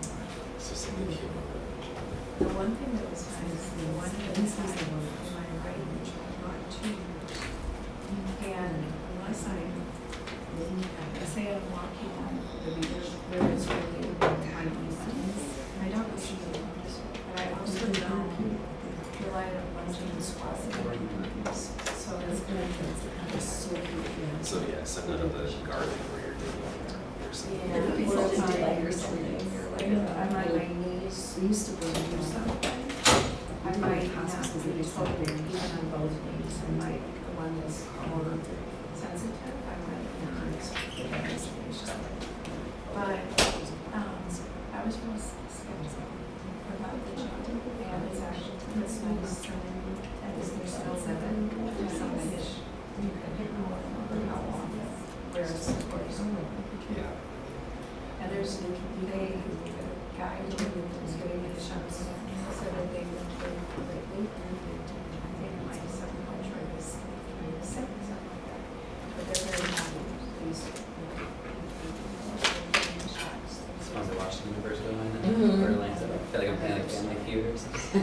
And then like Excel and between the two of you because I could never do one. So I'm hoping. I learned some of that just on You do? Yeah, me too. well, because we have a lovely finance department, so they'll do some financial tracking, and they'll send you things to double check. Well, that's cool, let's look at these formulas. You guys do understand. I'm like, oh, okay.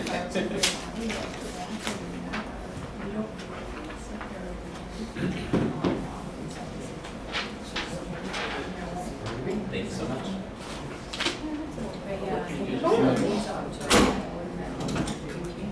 That's what's nice about streaming live. It's amazing how. But I started to be here and going to the other meetings live is becoming more sort of. So the other They could. Others. Yeah, I wonder, that's what I was thinking, it's because the insurance companies. Right, yeah. They can access this meeting? Well, it's streaming. Oh, I didn't realize that. Yeah. Where's the camera? Good thing you were. Right over there.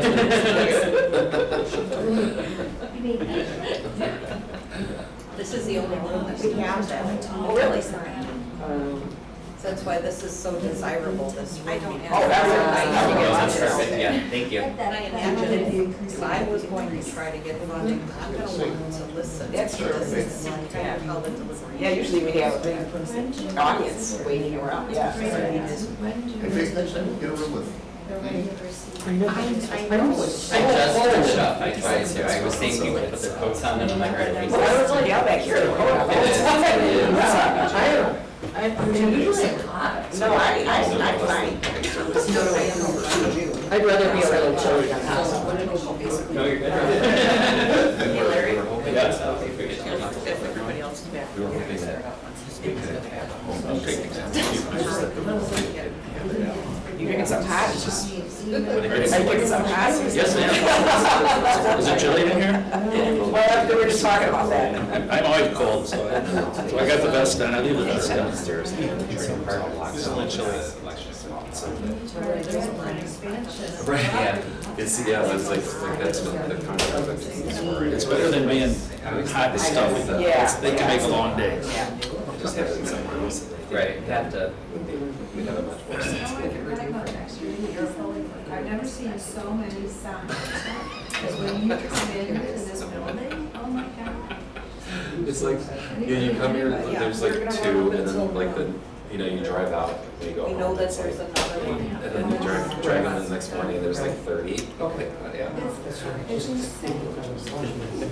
Yeah. You got it. Oh, they're doing their deliberations, and right now for a year, it probably looks a little bit goofy because we're putting in averages. Okay. Everybody, every commission member is selecting what they would like to fund project. And then they'll do discussion on that. Let's see, I have to pick. So if somebody doesn't review it, do I add the numbers that are here? So, Where's yeah. the zero? I mean, zero is basically nothing. Yep, the zero is nothing, so then that comes as part of the equation. So the average will go down, zero is there. I find this so helpful as telling Faith as well as stage. Okay, Just seeing. super, thank you, I got it. I appreciate it. The questions are just, because otherwise you don't know how it's being interpreted. Yeah. I think it's fine. Yeah, and this is,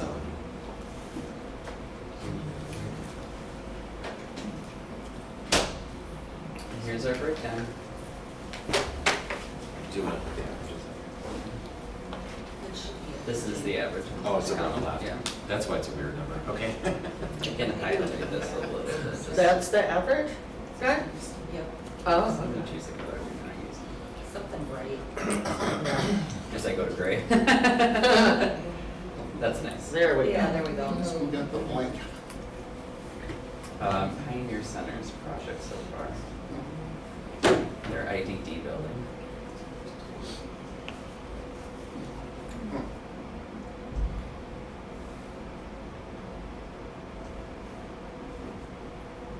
Looks like a couple aren't giving an average numbers. Yeah. This one's not average. And the second Pioneer one is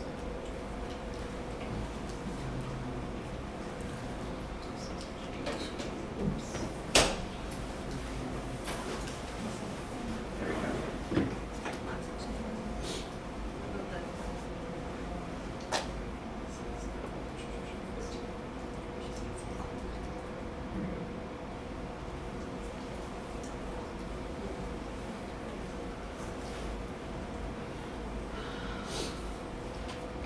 Total 462 something. Total of the averages. Yeah. Yes. The averages are in green, am I right? Yes. Okay. We're getting good at this.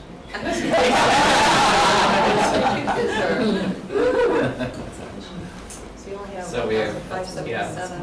to remain, Oh, that's not to bad. allocate is about 1,500. And this looks like our little breakdown.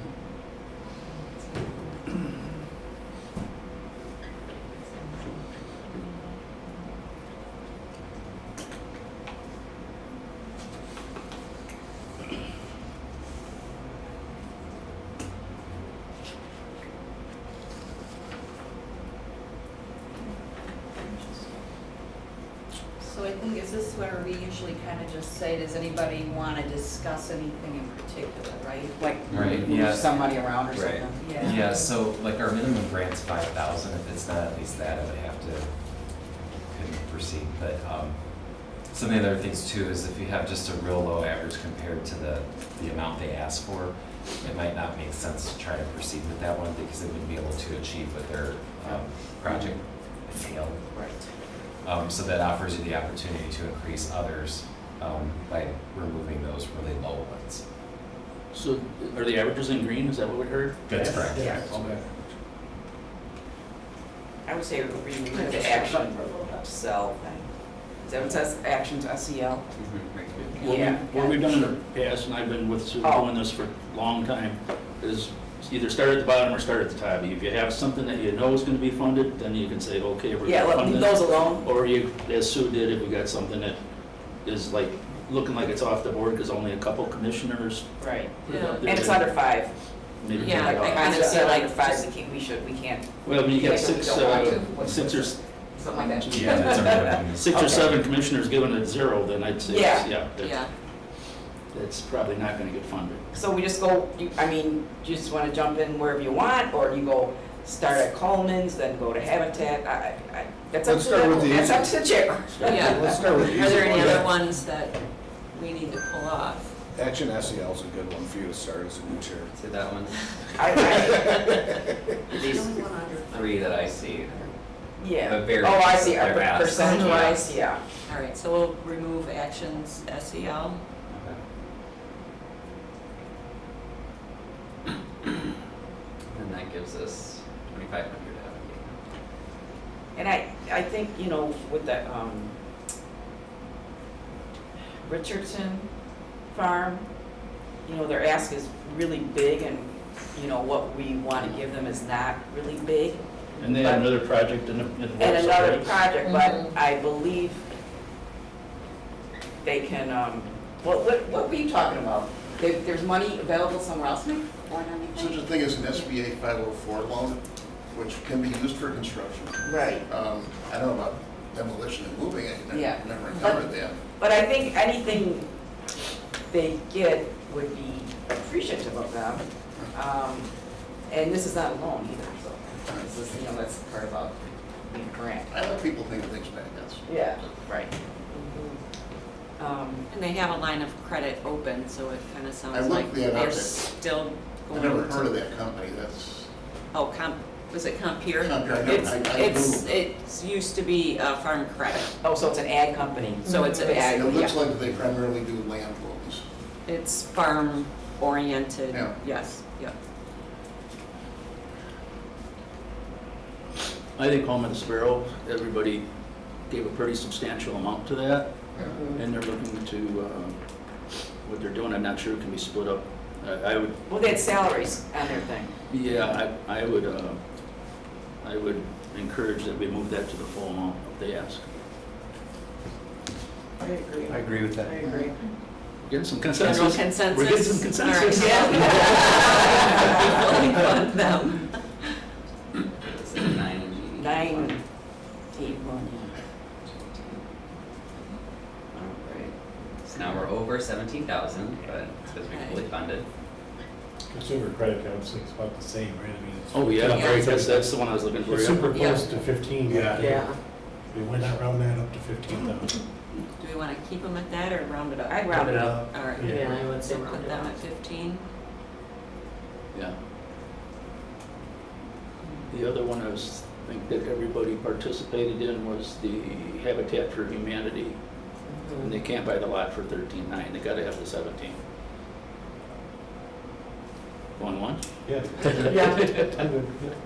All right, fully funding.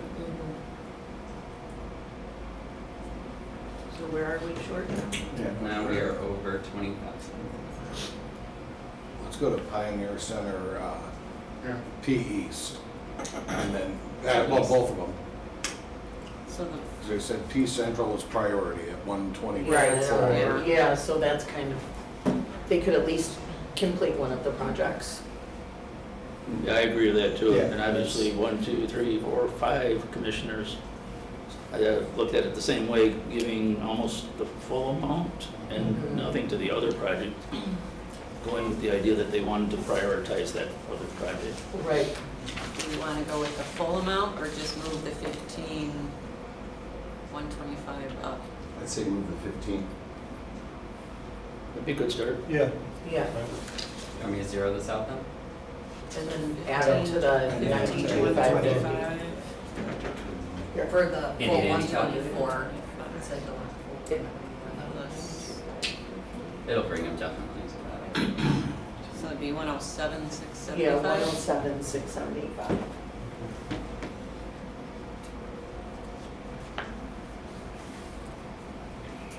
We're still at 20. Still 20. It's not a big amount, but the McHenry County Historical Society is looking for 9,000 to buy a used machine. I went on Facebook Marketplace, seen several of them for 6,000 or 5,000 in the area. That to me could be put at 5,000 or 6,000. And it looks like, Kind of what I thought, yeah, it looks like a couple commissioners put 5 or 6, a 5 couple or put 6. 9. It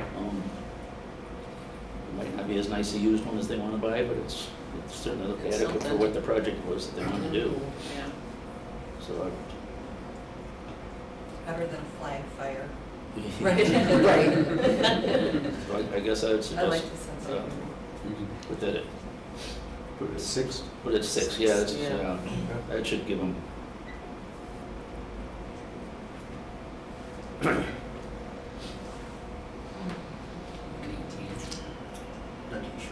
So, I just have a quick question, since this is my first, like, meeting where we're allocating funds.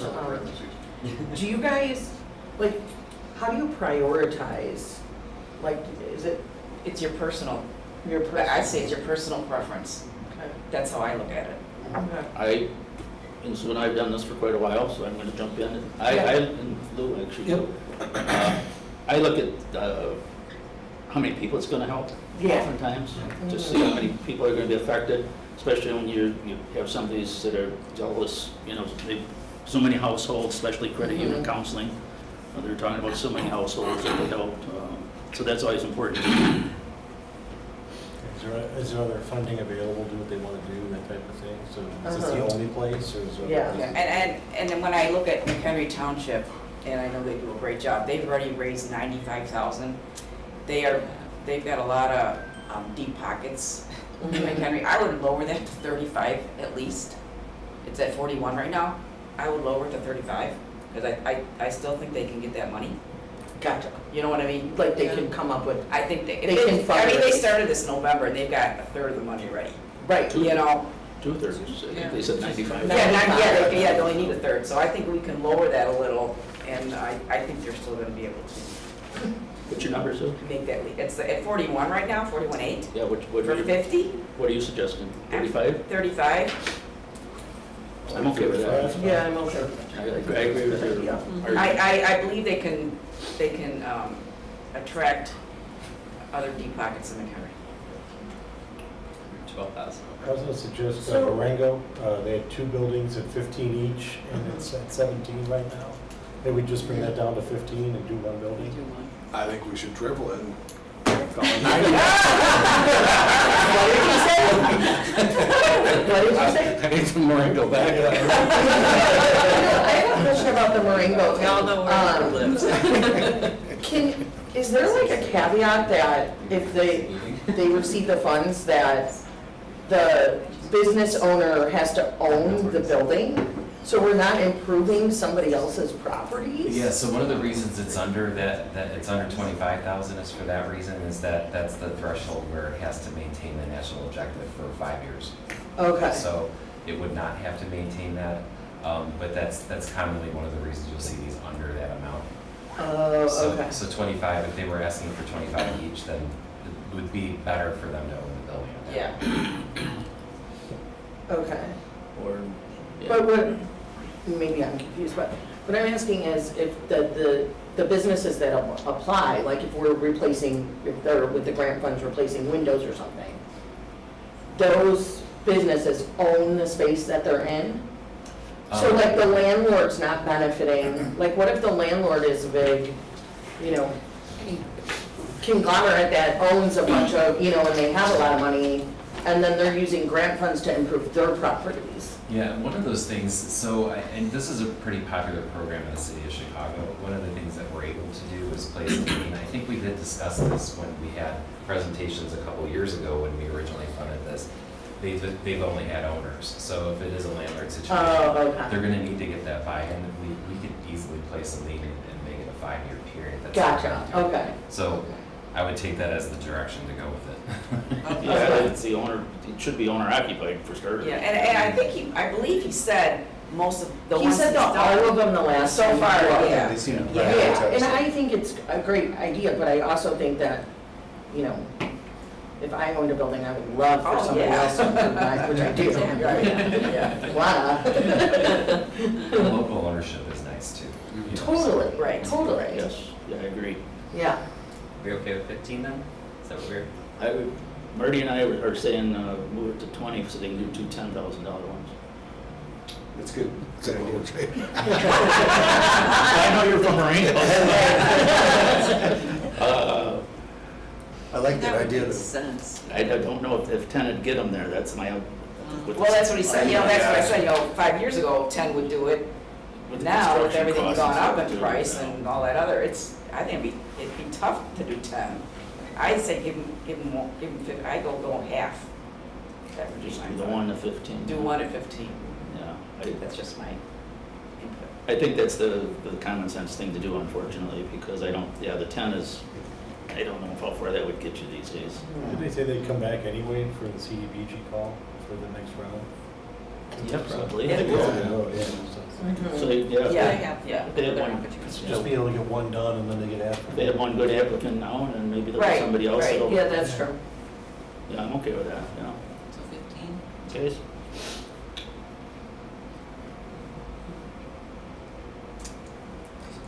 Under 1099. so I got a little question about the Richardson Farm thing that had come up previous, and I don't think it was ever resolved exactly.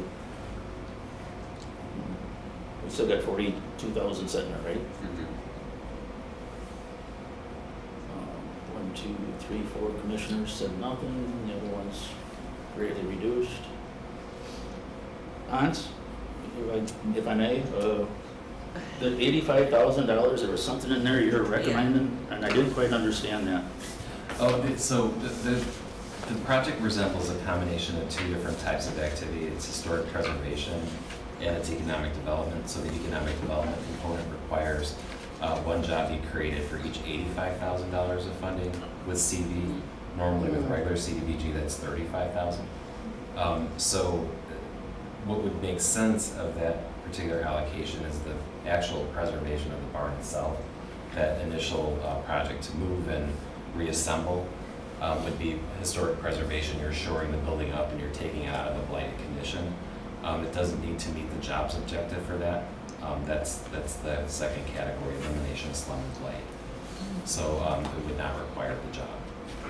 Okay. So at that level, it would make sense to have that as strictly historic preservation. Well, I can tell you guys right now, I'm one of the commissioners that put 0 there. Because I just, they talked about having another project that wasn't finished yet, and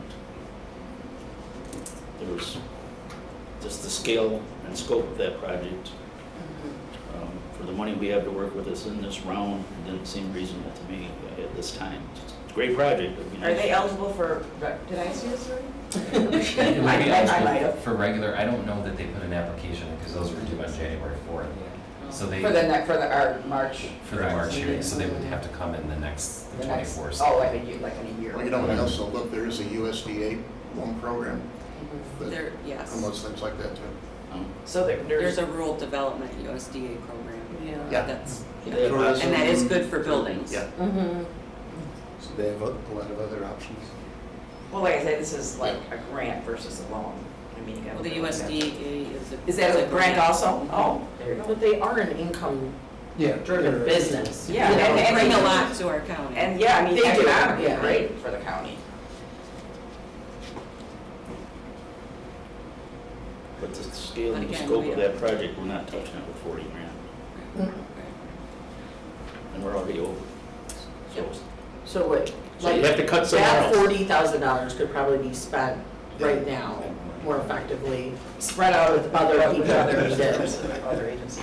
Is that, Is that what you're saying, Larry? Yeah, that's sort of, yeah, 'cause we're already over, so we. Totally. Yeah, so we gotta cut somewhere, so if you look up there and you say, see somebody else that you wanna cut, that's a good reason to, yeah, okay, we can leave it, because we can cut this other spot. But if we don't have somewhere else to cut, then that's a good place to cut, in my opinion. Could I add something to that?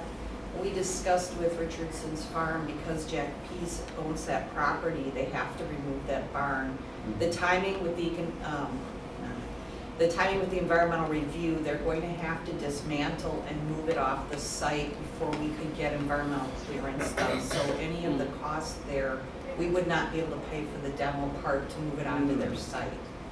So you may look at it as perhaps, I mean, they could still preserve this barn, but we wouldn't be paying for the rebuilding it and adding on all the utilities. That's the part you're. So the preservation, if I may, the preservation part, they have to do anyway. They're going to have to move it off Jack Pease's Or property any of our money and would put get it on involved. theirs. Yeah, and that's gonna have to happen before we could do an environmental.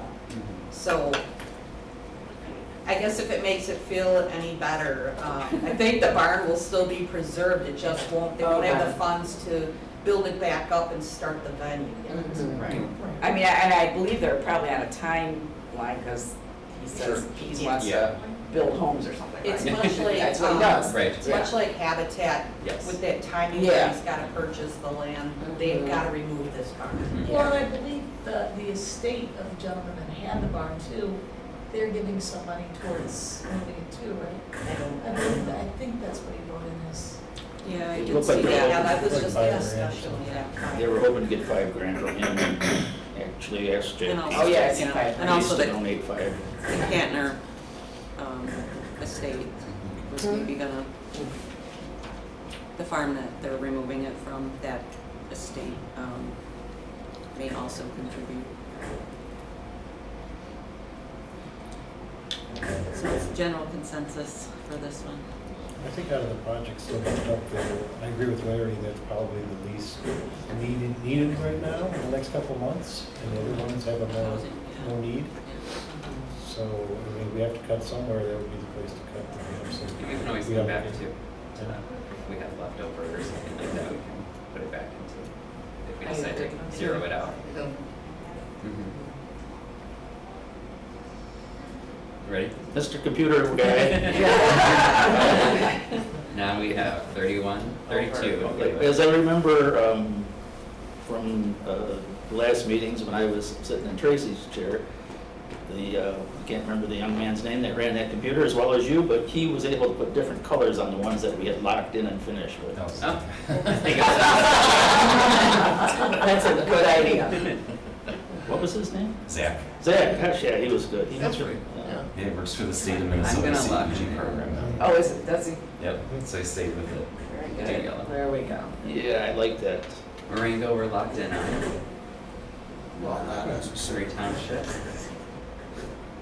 What else do we, consumer credit we locked in, right? Consumer credit. Historical Society. The Sparrows locked in. Oh, yeah, historical. Henry Township at 35. Right there. I'm not saying they're locked in gold forever, but it gives us a little visual, for me anyway, it helps. Yes. The zeroed out ones yellow too, because you discussed those as well. Oh, yeah, yeah.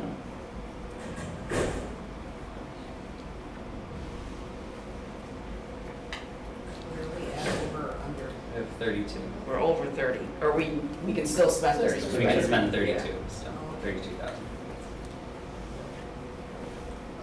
Hans, is there any requirement that we spend all this in this round? There's not. I think with what you've put up there already, that would be enough allocation to get us to 80%.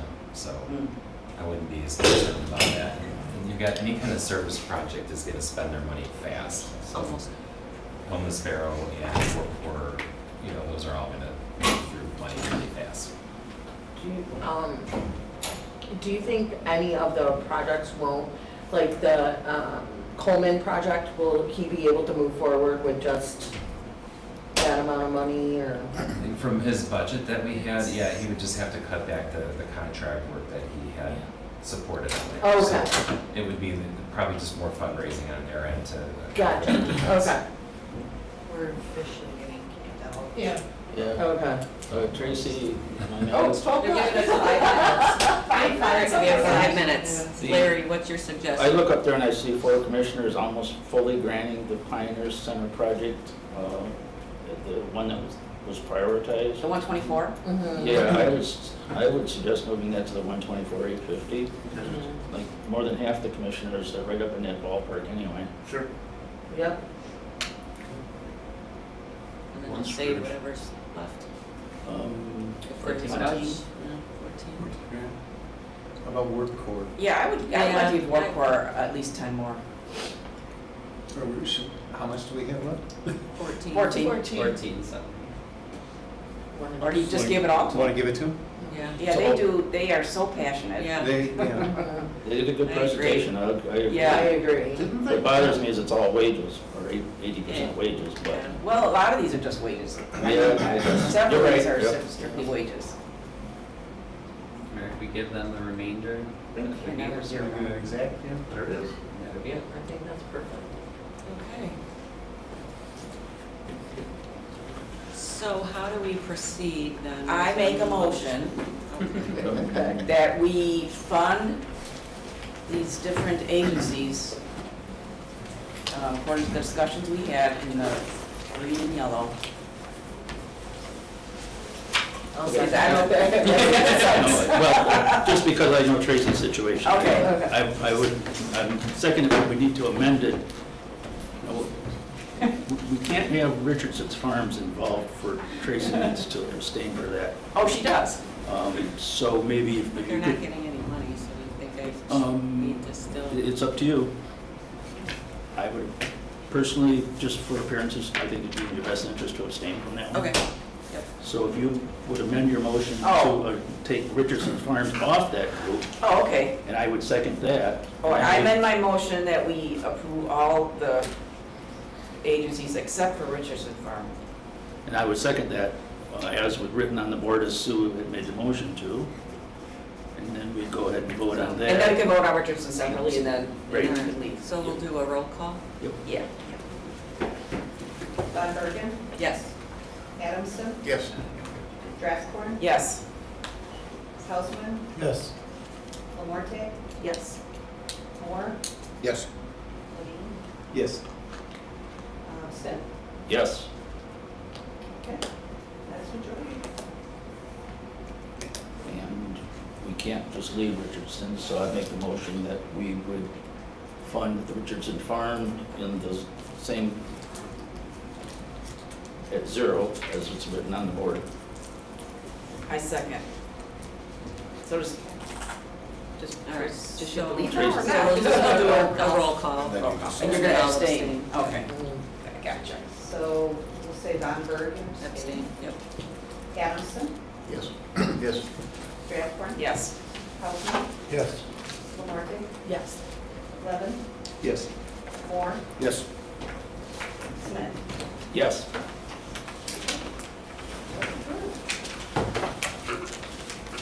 Not too shabby. Okay, well, thank you, everybody, for your hard work. Madam Chairman. Thank you. Oh, yeah. So do I have a motion for adjournment? So moved. All right, Marty, Lamorte, Do this. Second by Robert Levin, all those in favor? all in favor? Aye. Aye. Renee's. Sorry to be in such a rush. That's okay. please go back here, right? Yes, thank you so much. Thank you. It's nice to see you guys too. Yeah.